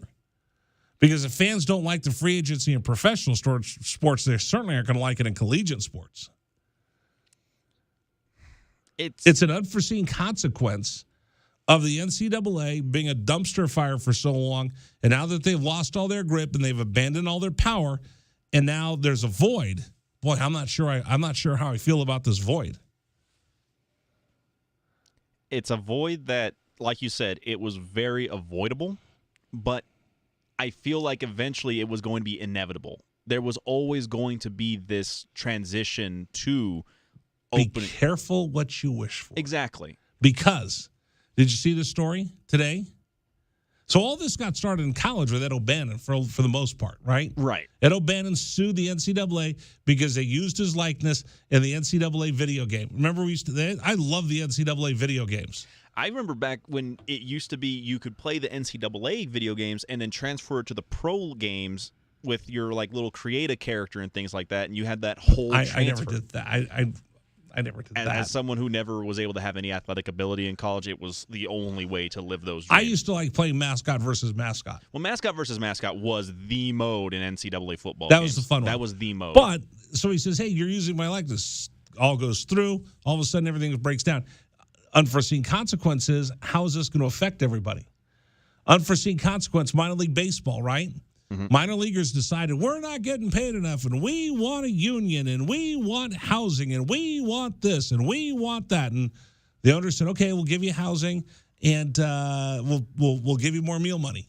Well, just earlier, I think it was earlier today. Let me finish. Yeah. That's great, but guess what? They also cut half the minor league teams, and a bunch of guys that were complaining, we want this, we want that, we don't have a job anymore. And now this came out today. Go ahead. Well, it was a petition signed by 1,000 minor leaguers asking for spring training pay by Major League Baseball. So now you have that involved in the minor leagues asking for more pay, asking for more benefits, when they've been kind of in their eyes neglected by the leagues and everything else like that. So that's going to add another bit to that particular fire. So guess what's going to happen? More minor leaguers going to lose their job, and if you keep going in this manner, every team used to have a rookie league, short season A, long A, double A, triple A. You had 5 to 6 minor league teams. I bet you we go down to 2 in the next 3 years, and maybe just 1 after that. Because all the rest of those guys that are complaining down to the minor leagues and the lowest level of A baseball, they're not the prospects. There's one guy that's a prospect, and the rest of them are just there to give him a workout. Right. So the camp meet. Their camp meet, exactly. See, you learned something yesterday on the program. Yep. Their camp meet. But if you think you're a prospect and you're going to start demanding this, well, then why do I need all this camp meet? I'm just going to have one minor league team because I probably have 26 prospects that have a chance to make it to the big leagues. And the rest of those guys that might have gotten better, might have been an undrafted free agent that made it to the big leagues because he hung around long enough for he was able to be a late bloomer. Your opportunities are going away. And going back to the college basketball version of it, I mean, you have a lot of these kids that are putting in like Kentucky, Oregon, Arizona, and everything like that in their Final Five. But there's one additional, caveat to that is that the other thing in their Final Five is the G League. They're making the jump, potentially going all the way to the developmental league of the NBA versus staying a year in college where they're probably just going to be a freshman wonderkind as it is anyway. Exactly. All right, we'll talk more about that coming up here on the program. I do want to get to the NFL draft coming up in about a half hour. I'm serious, folks. This could be the most boring draft after offensive lineman. And who's the big star? Well, everybody right now, according to all the mock drafts now, out of nowhere, it's going to be Trayvon Kayvon Thibodeau? Well, Kayvon Thibodeau was one. But his stock is falling. He's falling down. But Trayvon Walker is now the guy, apparently, for most people, for the Jaguars to take number one overall. There was also talk of Aiden Hutchinson out of Michigan would be number one. Either way, you're getting a lot of edge rushers getting attention in the top 5 right now. It's very defensive heavy in the top 5 for a lot of these drafts. All right, we'll talk about that coming up. I also got to tell you about this experience I had today. And I bring it up. I don't want to get political on this show. You don't need to know who I voted for. I don't need to know who you voted for. But I do want to share this story. I had lunch today with a little boy who escaped from Ukraine. And I bring it up because I just want to share it with you because it really has made me do a deep dive and to think about how much do I appreciate what I have. We'll do that coming up here on the program. This is the Rich Herrera Radio Show. Now streaming on Facebook Live and YouTube at Wildcats 1290 and our website, wildcatsradio1290.com. Terry crosses middle, handed to Mathurin between the rings. Over for Creasa. Checked by Campbell. High screen from Koloko. Creasa around it, drives right. Throw it for Koloko, who slams it down for 2. Lamb set. And the pitch to Susak, driven out towards right field. That is going to get down for a base hit and go all the way to the wall. Casagrande headed for third. They're going to wave him around. He's coming home, and the Wildcats have tied it up.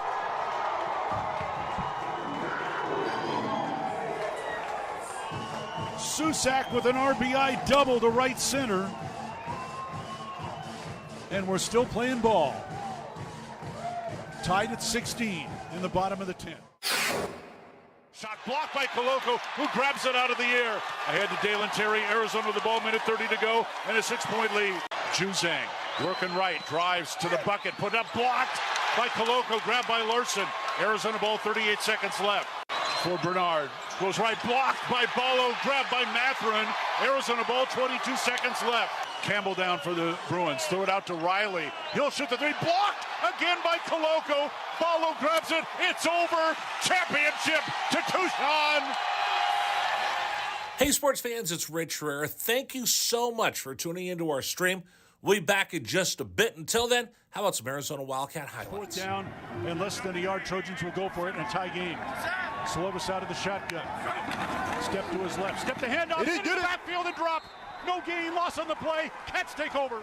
That's a huge play by Arizona. Explosive play in the backfield that time. Shot blocked by Koloko, who grabs it out of the air. Ahead to Dalen Terry, Arizona with the ball, minute 30 to go, and a 6-point lead. Juzang working right, drives to the bucket, put up, blocked by Koloko, grabbed by Larson. Arizona ball, 38 seconds left. For Bernard, goes right, blocked by Ballo, grabbed by Mathurin. Arizona ball, 22 seconds left. Campbell down for the Bruins, throw it out to Riley. He'll shoot the 3, blocked again by Koloko. Ballo grabs it, it's over. Championship to Tucson. Dalen Terry quickly the other way, out to Tabellas, down the lane to throw it down with the left hand. Look out. The locomotive slams it home. Hey, sports fans, it's Rich Herrera. Show will be back in just a little bit. Thanks for tuning into our stream. Until then, how about some great moments for the University of Arizona Wildcats? 4th down and 2, Arizona. Down 14-0. Wildcats on 4th down this year are 12 of 20. Offset backfield. Plummer to throw the ball, looking, throwing towards the back of the end zone, and it's caught. Touchdown, Arizona. Oh, did they need that? My goodness. Booby Curry had to leap in the air to take the ball over the top of the defender, and the Cats are on the board. ASU with the ball. Down by 11, so they have to go. Steal by Koloko. He's going to drive the other way and slam it home, and foul by Lawrence. Why Lawrence contested the big man, Christian Koloko, with defensive steal and flush. Lawrence picks up his 3rd foul. Big guys love to play point guard. Koloko looked like one driving down. That was from mid-court. 3-point lead again for TCU. Down to 30 seconds left. Mathurin with the ball for the Wildcats. Mathurin around a Koloko screen, picked up by Lampkin. Go outside for Koloko. Feed it to Terry, right corner. Terry can't go baseline. Circles back out top to Mathurin. 10 to shoot. 16 left in the ballgame. Mathurin, 3 balls straight away. Good! That's tied. Huge shot for Ben Mathurin in Arizona. Timeout TCU. This ball game is knotted up. 12.6 seconds to go. Ben Mathurin drains a deep three from straight away. He's got 24 points, and we're all even. Hey, sports fans, this is Rich Herrera. Thanks so much for tuning into our stream. Back in just a bit. Until then, how about some highlights from the University of Arizona? McLeod's going to line up under center. Wiley, the running back. Receiver either side. Two tight ends. Oregon, five-man front. They shift. Play fake, rolling right. McLeod looking to throw. Going deep. Down, trying to find Berryhill. Makes the catch inside the 25-yard line. Still loose inside the 15. First down, Arizona. This is David Amon, and this is what's trending on 1290 here at 4:35. The Wildcats will go ahead and get set to start against Nevada here at 6 o'clock. And again, it will be the Wildcats turning to Chandler Murphy on the mound to open up the weekend series against the Wolfpack. The WNBA preseason begins for Phoenix with Sam Thomas, former University of Arizona Wildcat, set to make her professional debut as she tries to earn a spot on the Mercury roster.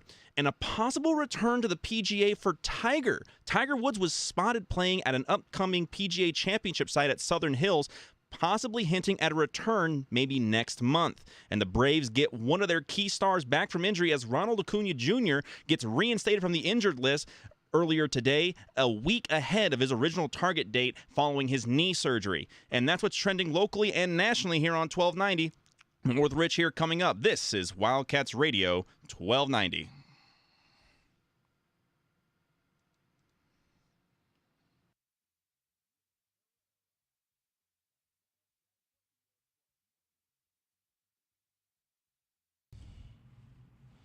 All right, on a scale of 1 to 3. Scale of 1 to 3? I'll make the scale of 1 to 3. I'll make it little. I'll make the smaller, sample size smaller. How excited are you about the NFL draft? For me, it's a 3.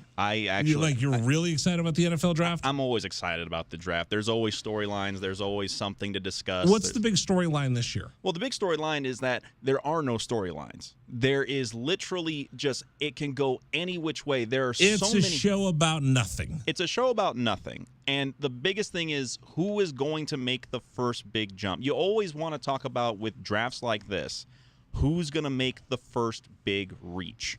But this year, it's who is the first big reach. Is there a first big reach? Is there a first big reach here? Who's the best player of the draft? Best player of the draft for me, honestly, and this is just because I'm a nut for defensive talent. I think, honestly, the interior lineman from Georgia, Davis, he was the best player. Who? Davis. Jordan Davis. Jordan Davis. Yes. I think, honestly, he might be the best player in the draft. The way he dominated in the national championship tournament, the national championship playoffs, where he... All right, who's the best skill player in the draft? Because you're boring me with this already. Best skill player in the draft, I'd honestly have to say probably, I believe it's Williamson. I'm trying to remember the exact name. I don't want to say... If you don't remember what his name is off the top of your head, this is a draft about nothing. No, Jamison Williams. Jamison Williams. Wide receiver out of Alabama. Okay. Great player. Yeah, maybe the best route runner in this draft. Probably the best route runner in the last maybe 2 years or so. I'd honestly say that. Okay. What else? I mean, I just look at this draft, and it just seems like I'm going through all the mock drafts, looking at it. I wonder if the NFL draft has finally jumped the shark. Because there's more hype about the NFL draft being where? In Las Vegas? Yes. Is that where it is? Yes, because we just saw Chris Angel in Raiders gear doing a magic trick before the NFL draft. Okay. So if that's what I'm watching, in fact, you know what? I'm not even I haven't even turned on the TVs here in the studio. And I know you're probably watching Seinfeld. No, I've got the NBA playoffs going on right now. Officially, yes, Devin Booker did start for the Suns, so he's out there for Game 6. And I am switching it back and forth with potential NFL draft coverage that's going to be starting up at 5. I'm only going to watch it because I have to. Right. So the NFL draft starts in 21 minutes. Mm-hmm. Ooh, Who's going to be first? Who are they going to take first? For the Jaguars, again, everybody's saying Trayvon Walker. I'd honestly be unsurprised if they take Aiden Hutchinson out of Michigan. In the end, they want to pair somebody up with Josh Allen. They just exercised Allen's fifth-year option, and they want to go ahead and get some extra defense to prevent Trevor Lawrence from having to throw the football 20, do you understand what I'm saying? Like there's more. Like Devin Lloyd, the linebacker from Utah, is just walking out on stage. That guy's a beast. There's Kayvon Thibodeau, but who was supposed to be the number one, but then people thought, wow, this guy is so interested in his image. I wonder how much he wants to play football, right? You've got what's his name from USC, the wide receiver, got hurt against Arizona. Yeah, Drake London. Drake London. I almost said London. Drake London. Thank you very much. Those are good, but I mean this has grown to be such a huge event that I think the event in a way outshines the draft itself.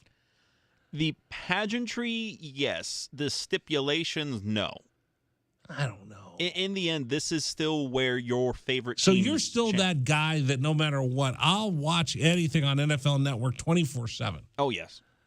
Absolutely. Yeah. I'll watch a rerun of the same America's game that I've seen 80,000 times because that's just the level of interest I have in football.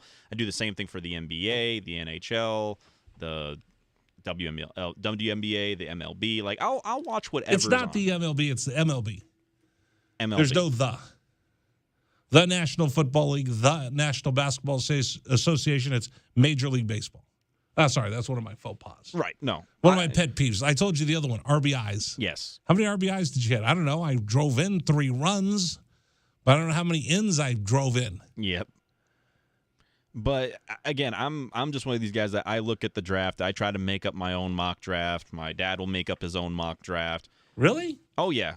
Oh, he gets real into it, my dad. Like, do you guys sit there? Do you sit there with all your mock drafts and your draft publications and your scouting reports? He will have, and I kid you not, he will have maybe upwards of about 6 or 7 tabs of YouTube open to look at every possible position. So he does his own. We should have him come in and do his own YouTube show for us for the draft. I mean, he'd definitely go ahead and he'd probably beat out those kids with the ant farm. Because it'd be very interesting. It'd be very interesting to see how he would do. Leave those kids with the ant farm alone. But no, I'm still always going to be a huge draft junkie. I think it's always going to be great. You go back to drafts going 20 years or so. I mean, you can look at when franchises and dynasties were made from 20 years back. I don't know who this woman is, but they have a woman standing over here about 18 minutes before the draft who's from Kiev in Ukraine.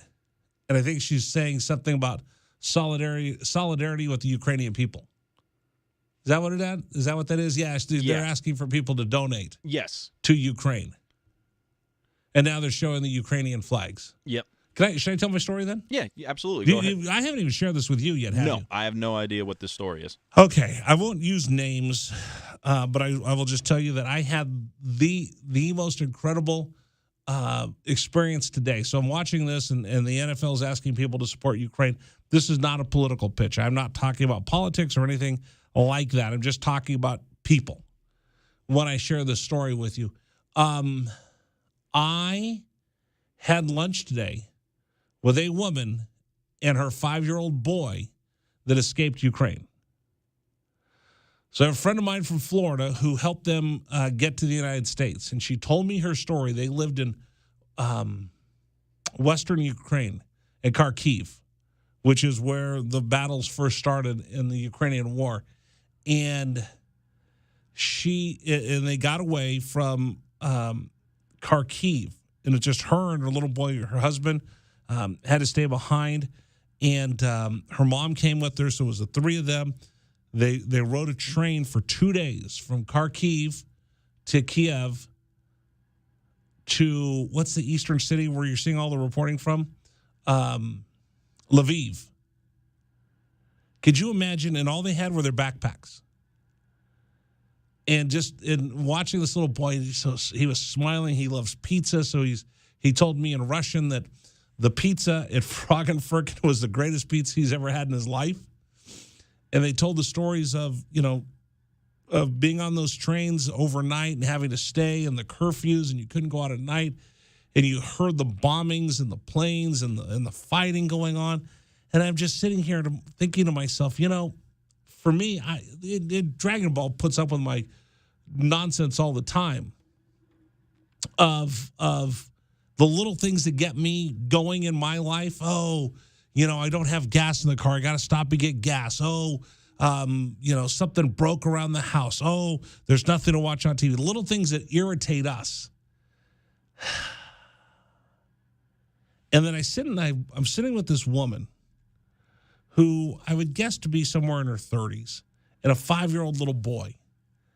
And the little boy's sitting there bouncing up and down. He likes the booth inside Frog because he can bounce up and down. And he said in Russian, "This is the most bouncy seat I've ever sat in my life." And she told me about how they had to get from eastern Ukraine to western Ukraine. And then from there, the Red Cross was able to get them out. I'm like, Red Cross? The International Red Cross? I mean, I've been watching this on TV for the last, it's been 40 days? I've been watching this on TV for the last 40 days. And now listening to her tell me in her own, and I'm sitting next to her. And the poor waitress, our poor server at the restaurant, she keeps coming over, "Hey, can I get you something to drink?" And I'm sitting here bawling, crying. And she kept coming back over. I'm like, "No, we need a couple of minutes. No, we need a couple of minutes." And I'm crying as they're telling me the story. Her husband had to stay behind, and he's helping in Kharkiv for the folks that couldn't get away and trying to do the best he can under these circumstances. But he had to send his family away. And they take this ride across Ukraine, which is the size of Texas, and they get there, and they get to Lviv, and the Red Cross has to help rescue them and get them out to Poland, where they had to spend time in a refugee camp. Just 10 days earlier, they were just a family like anybody else here in Tucson. Everybody else was just sitting there. And, kid was going to kindergarten, husband and wife. And all of a sudden, all this happens, and now they're in a refugee camp in Poland. So they went from the refugee camp in Poland, and they're able to get to Spain. And when they got to Spain, then they were able to arrange to get a flight to Cancun. They got to Cancun, and then they were able to get a flight to Tijuana, and they were able to come to the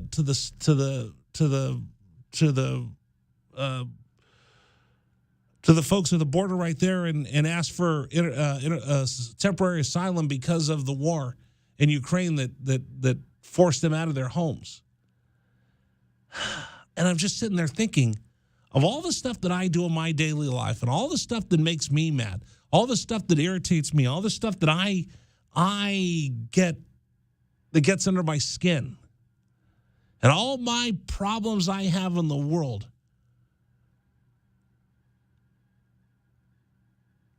All just washed out the door, washed out the window, when I'm sitting here looking at this 5-year-old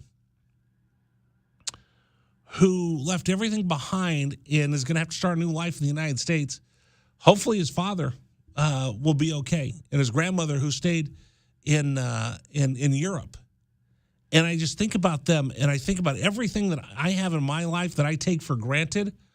Oh, brother, am I not going to take anything for granted after today? After today, sitting with these folks, and like I said, the staff at Frog were great because they kept coming over, and like the kid he wanted pizza. That's the only word in America he really knows. In English, he knows. He knows thank you, and he knows pizza. He can't say it, but he knows what it means when you say pizza in front of him. So they say it's a ZZ word. Because if not, he goes, "Oh, I want pizza." He's a 5-year-old, right? And the staff was wondering why I kept breaking down crying as they're telling me these stories. And they're just sharing their experiences with me. So then I had to tell the staff because I looked like I was half crazy. And they started bawling, and the guy who was making the pizza came over, and he was like, "Wow, what? I don't even know what to say." And our server was like, "Oh my gosh!" And she's crying, and I'm crying, and we're all crying. The little boy, he and I are playing foosball in the back over near the bathroom, and I'm like, "My gosh, do you realize how lucky we are, how blessed we are, how fortunate we are, and how I need to keep my life in a little bit of a better perspective knowing that, you know what, I'm going to go home tonight. I'm going to hug my wife. My dogs are going to sit on my lap. I'm going to watch the NFL draft. I know where my next meal's coming from. And I know that if I want to call some family members, I can call and see them and my friends and everything else. And I didn't have to pick up in the middle of the night and leave the way that these folks have.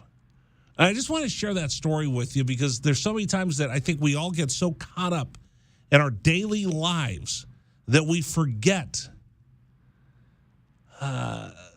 We forget to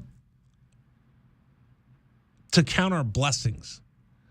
And we forget to talk about how much things mean to us and how fortunate we are and how if you've the hard work you put in is paid off and the relationships we had. So the only reason I bring that up is I'm not saying anything about anything political. Don't get me wrong. I don't talk about politics on the show because this isn't the place for me to talk politics. We talk sports here, but I brought this up because I'm going to wrap all this up, I promise, and put it into a nice bow for you. What I guess I'm just telling you is I'm sharing with you just for me. I'm not going to tell you how to live your life. I'm not going to tell you what to do. But boy, do I appreciate everything. You know what? We had Lamont Hunley came on with us a while ago. And he was talking about don't be afraid to tell people you love them. Don't be afraid to tell people how much you mean in their lives because you just never know.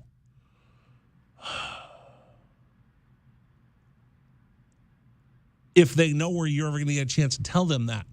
So, boy, after having that experience with Lamont, and then having this experience today with this 5-year-old little boy whose life has just been completely changed upside down. He doesn't speak any English. He brought more toys than he did clothes. And he's in a completely different foreign place. He was asking about the desert and the snakes, and he did learn to say the word Arizona, and I taught him the word ball today as we were playing foosball. You know what he wanted, Dragon Ball? What's that? A T-shirt with a snake on it. So we went looking. I couldn't find one, but I did get him an Arizona Wildcat T-shirt, and he now knows how to say. He knows what Arizona looks like. I don't know if he can read, but he knows. He saw it and he says Arizona when he pointed to the shirt. Yeah, he knows what the shapes of the letters are. So he's got a Arizona T-shirt that he's going to take with him on his journey. That's going to lead him back to the East Coast. And then I told him when you get settled in, let me know because I'm going to send him as much stuff as I possibly can to help this family settle back in. But I wanted to share that with folks.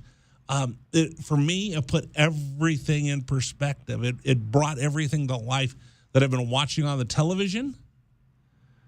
Being the father of a midshipman that's committed to serving the armed forces, I watch it for a different reason, as a lot of military families watch here in town. And then just seeing that video of moms and young children walking that we've seen for weeks now to escape everything going on in the Baltics, and then watching that and then meeting these people and hearing the story firsthand, it just made me think I need to make sure that I appreciate what I have, and when I get frustrated with what I don't, think about where I am, and is the problem I'm facing really the biggest thing in the world, or do I need to keep perspective? Because you know what? Whatever trials and tribulations I'm going to have today are nothing compared to what other people experience on a daily basis, both here and abroad. Just wanted to bring that up. I hope that's okay with you who are listening. It was only just for me to share this experience with you and just kind of remind everybody and remind myself more than anything else, be appreciative for what we have. And keep that in perspective. When life begins to overwhelm us, take a step back and go, okay, I got a big problem, but is it really big as what this 5-year-old has gone through in the last 20 days? And maybe that keeps everything in perspective and helps you relax a little bit and get through your day. All right, coming up on the program, NFL Draft. They're going to get started here 6 minutes away. We'll talk about that. We'll go to the big stories of the day. Dragon Ball has another update. And then in case you missed it, we start a new segment. We're going to start answering questions, wondering. Ryan Finley, Arizona Daily Star, he joins us for that coming up the next hour on 1290. This is the Rich Herrera Radio Show. Now streaming on Facebook Live and YouTube at Wildcats 1290 and our website, wildcatsradio1290.com. Terry crosses middle, handed to Mathurin between the rings. Over for Creasa. Checked by Campbell. High screen from Koloko. Creasa around it, drives right. Throw it for Koloko, who slams it down for two. Lamb set. And the pitch to Susak, driven out towards right field. That is going to get down for a base hit and go all the way to the wall. Casagrande headed for third. They're going to wave him around. He's coming home, and the Wildcats have tied it up.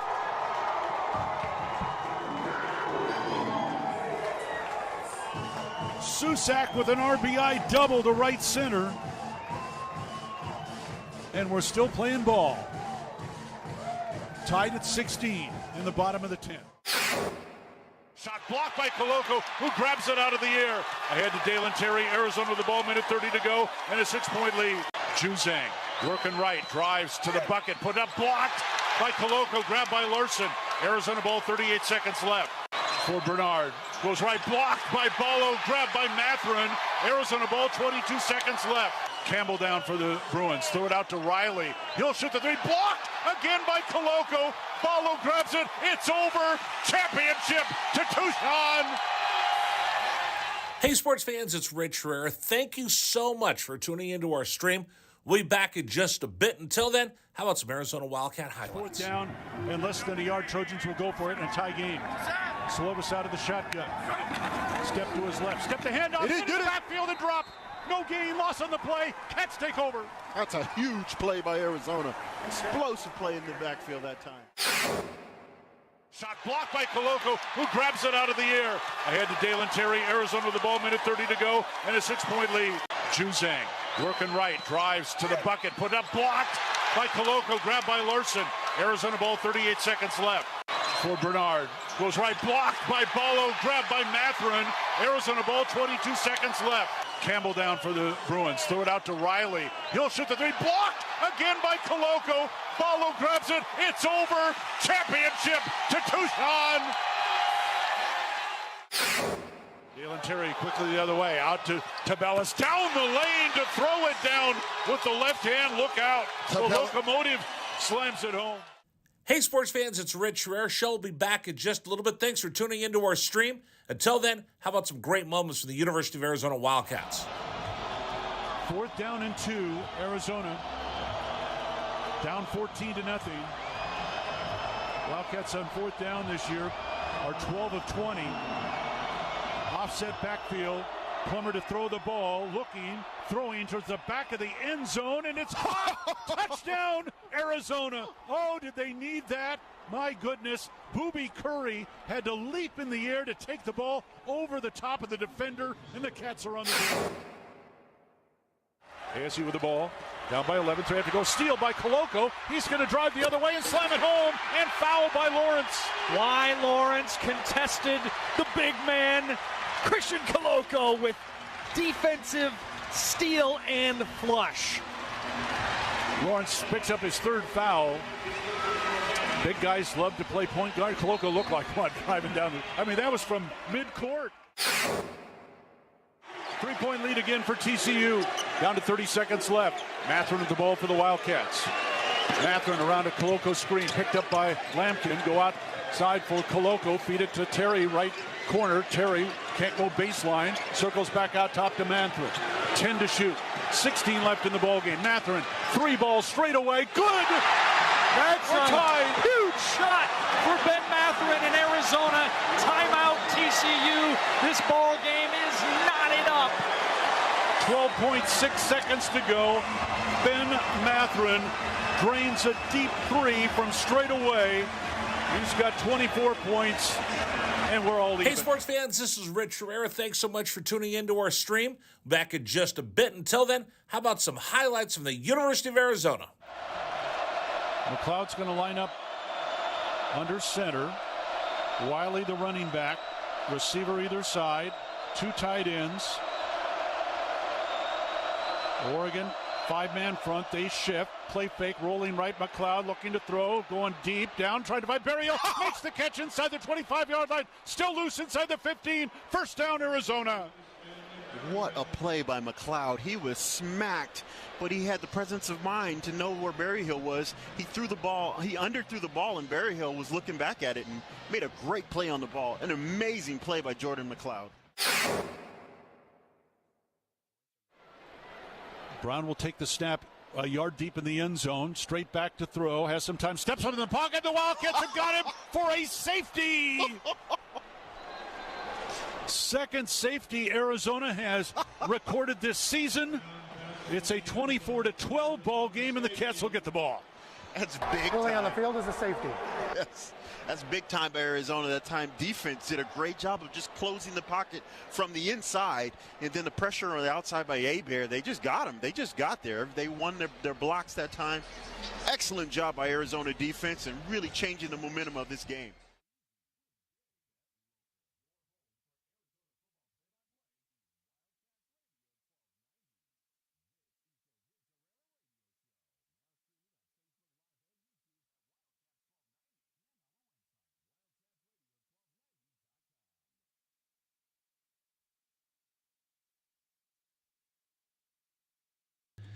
And let the draft begin. The NFL draft is now officially underway as we've got to the 5 o'clock hour.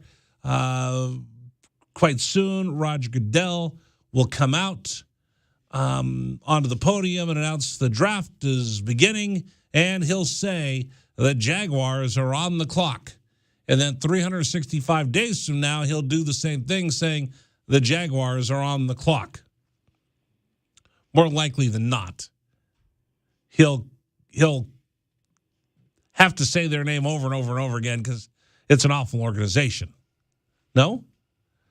Oh, I thought you were looking at me oddly. No. I was just saying a year from now, the Jaguars will still be on the clock because they stink and they'll probably be the number one draft pick again. I mean, it's not very often that you end up seeing it's not very often you end up seeing a team go back-to-back on the top number one pick in the draft. The problem is it's now happened twice in, I want to say, the last 5 years. Because What's that? The Browns went number one 2 years in a row.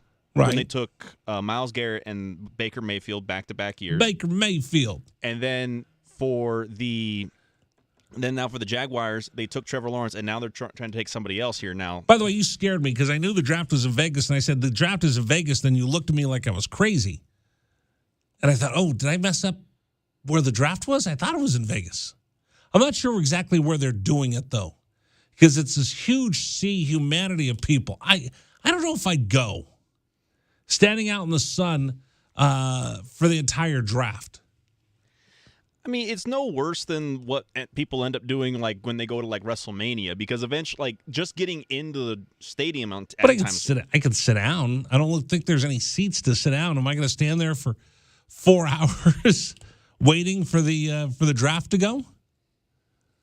I mean, yeah, maybe, but at the same time, it's like, again, there's enough going on and around. It's more so people trying to fight to the front row to be on TV. That's the big So thing. that's where I would love to see Dragon Ball dressed up in a black and gold wig, face painted, wearing a Jerome Bettis jersey, and you'd have to do something else to get on TV because those super fans are crazy. No, the super fans are a little bit odd. I'm not going to go to the level of what happens with, like, just to take a college example of the Clemson fans that pour mayo on themselves. Like, I'm not going to do that. I'm not going to douse myself in Primani Brothers in order to go ahead and get on television. I'm not going to do that. But, again, the super fan, all credit to them. They end up showing up and they make a scene for their fan bases. In some situations, I think they represent the fan base worse than what they actually should. But that's an argument to be made per fan base. You should dress up as a super fan. I wouldn't. Could you face paint? No, I don't do the face paint thing. I haven't. Oh, sorry. Now we know the line for you. Oh, don't ask him to face paint. Well, no, it's just I've never really. It just sits on your face for so long, and you end up being at the game. And I again, like you described me, I'm a sweaty Betty. I sweat when watching a football game because I get nervous for my team. I want my team to win. I want them to succeed. And, when that happens, I get nervous, and the face paint would end up It would end up looking, for those who are wrestling fans, since we just mentioned WrestleMania, I would end up looking like the Ultimate Warrior once he sweated out of his makeup, sweating out of the not mask. The muscles and the physique. No, not the muscle physique, but I'm just saying the face. Like maybe a better example would maybe be like Sting, where he would have it. But he wore it off in the fight. Yes, Ultimate Warrior just the Ultimate Warrior passed away a couple years ago. Yes, he did. Do you know he wanted a job here? In Tucson or at 1290? At 1290. Really? He called up one day. This is when I worked here, back in 2003. He called up and said, he got a hold of me, and he said, "This is the Ultimate Warrior, and I'm doing Warrior." I can't even do the voice. "Believe in the Ultimate Warrior, and I'm doing Warrior Radio, and I want the Ultimate Warrior to be on your station." He's living up in Phoenix, and he goes, "I'm going to tell people how to live their lives better." And he goes into this whole 5-minute conversation with him as Warrior, and I go, "Okay, well, wait a minute. Let's take off the Warrior costume. What exactly you're going to do?" And he couldn't not do the Warrior. Well, yeah, no, that's who he is. Like, he can't drop his character. Right. I said, "Well, let's break character. Let's talk about what you want to do." And he goes, "No, I want to come on for an hour every day and motivate people as only the Warrior could do." And I'm like, "Oh."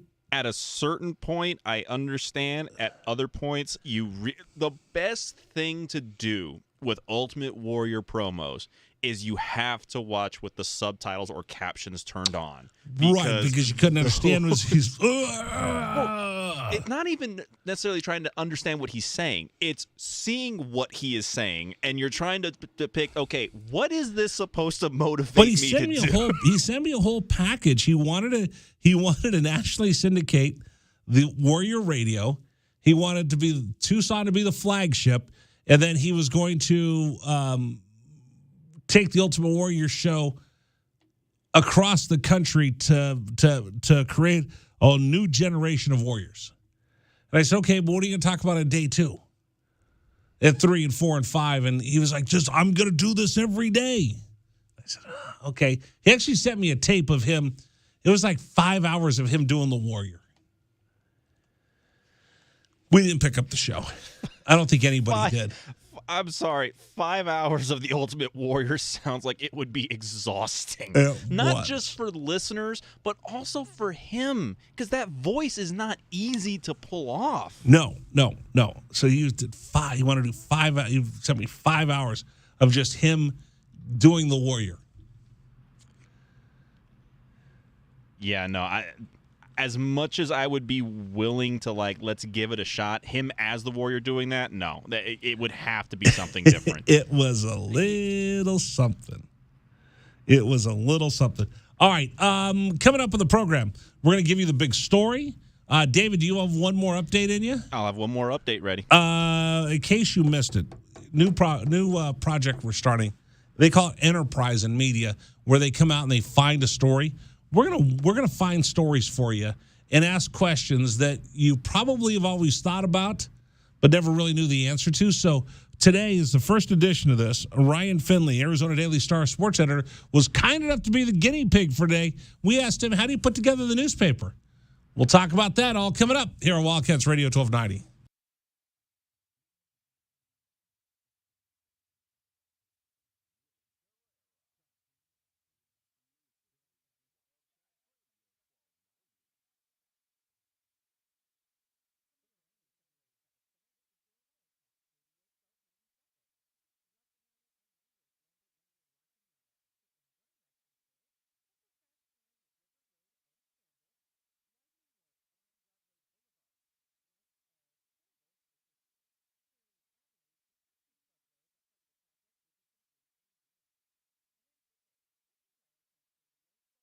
This is the Rich Herrera Radio Show. Now streaming on Facebook Live and YouTube at Wildcats 1290 and our website, wildcatsradio1290.com. Terry crosses middle, handed to Matherin between the rings. Over for Creasa. Checked by Campbell. High screen from Koloko. Crease around it. Drives right. Throw it for Koloko, who slams it down for 2. Lamb set.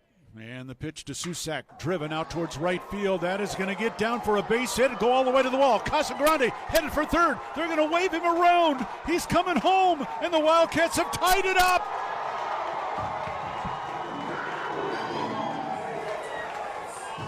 Susak with an RBI double to right center. And we're still playing ball. Tied at 16 in the bottom of the 10th. Shot blocked by Koloko, who grabs it out of the air. Ahead to Dalen Terry, Arizona with the ball, minute 30 to go, and a 6-point lead. Juzang working right, drives to the bucket, put up, blocked by Koloko, grabbed by Larson. Arizona ball, 38 seconds left. For Bernard, goes right, blocked by Ballo, grabbed by Matherin. Arizona ball, 22 seconds left. Campbell down for the Bruins, throw it out to Riley. He'll shoot the three, blocked again by Koloko. Ballo grabs it, it's over. Championship to Tucson. Hey, sports fans, it's Rich Herrera. Thank you so much for tuning into our stream. We'll be back in just a bit. Until then, how about some Arizona Wildcat highlights? Fourth down and less than a yard. Trojans will go for it and tie game. Slovis out of the shotgun. Step to his left. Step the hand off. Into the backfield and drop. No gain, loss on the play. Cats take over. That's a huge play by Arizona. Explosive play in the backfield that time. Shot blocked by Koloko, who grabs it out of the air. Ahead to Dalen Terry, Arizona with the ball, minute 30 to go, and a 6-point lead. Juzang working right, drives to the bucket, put up, blocked by Koloko, grabbed by Larson. Arizona ball, 38 seconds left. For Bernard, goes right, blocked by Ballo, grabbed by Matherin. Arizona ball, 22 seconds left. Campbell down for the Bruins, throw it out to Riley. He'll shoot the three, blocked again by Koloko. Ballo grabs it, it's over. Championship to Tucson. Dalen Terry quickly the other way, out to Tabellas, down the lane to throw it down with the left hand. Look out. The locomotive slams it home. Hey, sports fans, it's Rich Herrera. Show will be back in just a little bit. Thanks for tuning into our stream. Until then, how about some great moments for the University of Arizona Wildcats? Fourth down and 2, Arizona. Down 14-0. Wildcats on fourth down this year are 12 of 20. Offset backfield. Plummer to throw the ball, looking, throwing towards the back of the end zone, and it's hot! Touchdown, Arizona! Oh, did they need that? My goodness, Booby Curry had to leap in the air to take the ball over the top of the defender, and the Cats are on the board. ASU with the ball, down by 11, so they have to go. Steal by Koloko. Hey there. He's going to drive the Hey there, other Brody, way, I got slam you. it home, and foul by Lawrence. Doing all right, sir. Doing all right. Again, we'll go ahead and we will be ready for you about 5:50. We got the interviews downloaded on the computer, and we will be set to go. Lawrence picks up his third foul. Oh, no problem. It'll be JW helping you out with the broadcast, but if anything comes up, just let me know. I mean, that was from mid-court. 3-point lead again for TCU. Down to 30 seconds left. Matherin with the ball for the Wildcats. Matherin around a Koloko screen, picked up by Lampkin. Go outside for Koloko. Feed it to Terry, right corner. Terry can't go baseline. Circles back out top to Matherin. 10 to shoot. 16 left in the ballgame. Matherin, 3 balls straight away. Good! That's a tied. huge shot for Ben Matherin in Arizona. Timeout TCU. This ball game is knotted up. 12.6 seconds to go. Ben Matherin drains a deep 3 from straight away. He's got 24 points, and we're all even. Hey, sports fans, this is Rich Herrera. Thanks so much for tuning into our stream. Back in just a bit. Until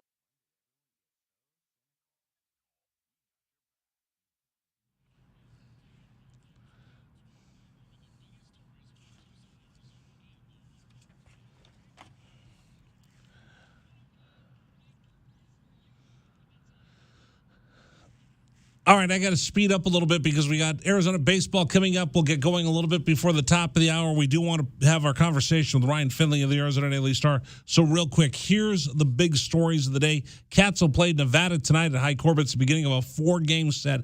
Arizona hosting Nevada coming up Thursday, Friday, Saturday, and Sunday. Sam Thomas makes her debut tonight for the Mercury, the Phoenix Mercury. In her pro debut, she's got a contract that takes her into training camp. We'll root her on as she tries to make the WNBA club. University of Arizona softball swept 2 for New Mexico State University. Suns and Pels tonight with the Suns with the opportunity to close out New Orleans and advance to the next round of the playoffs. And last night, the Dubs, led by Steph Curry. Don't make face when I call them the Dubs. I like. Do people know who? If I say the Dubs, do people know who they are? Yes, but they shouldn't.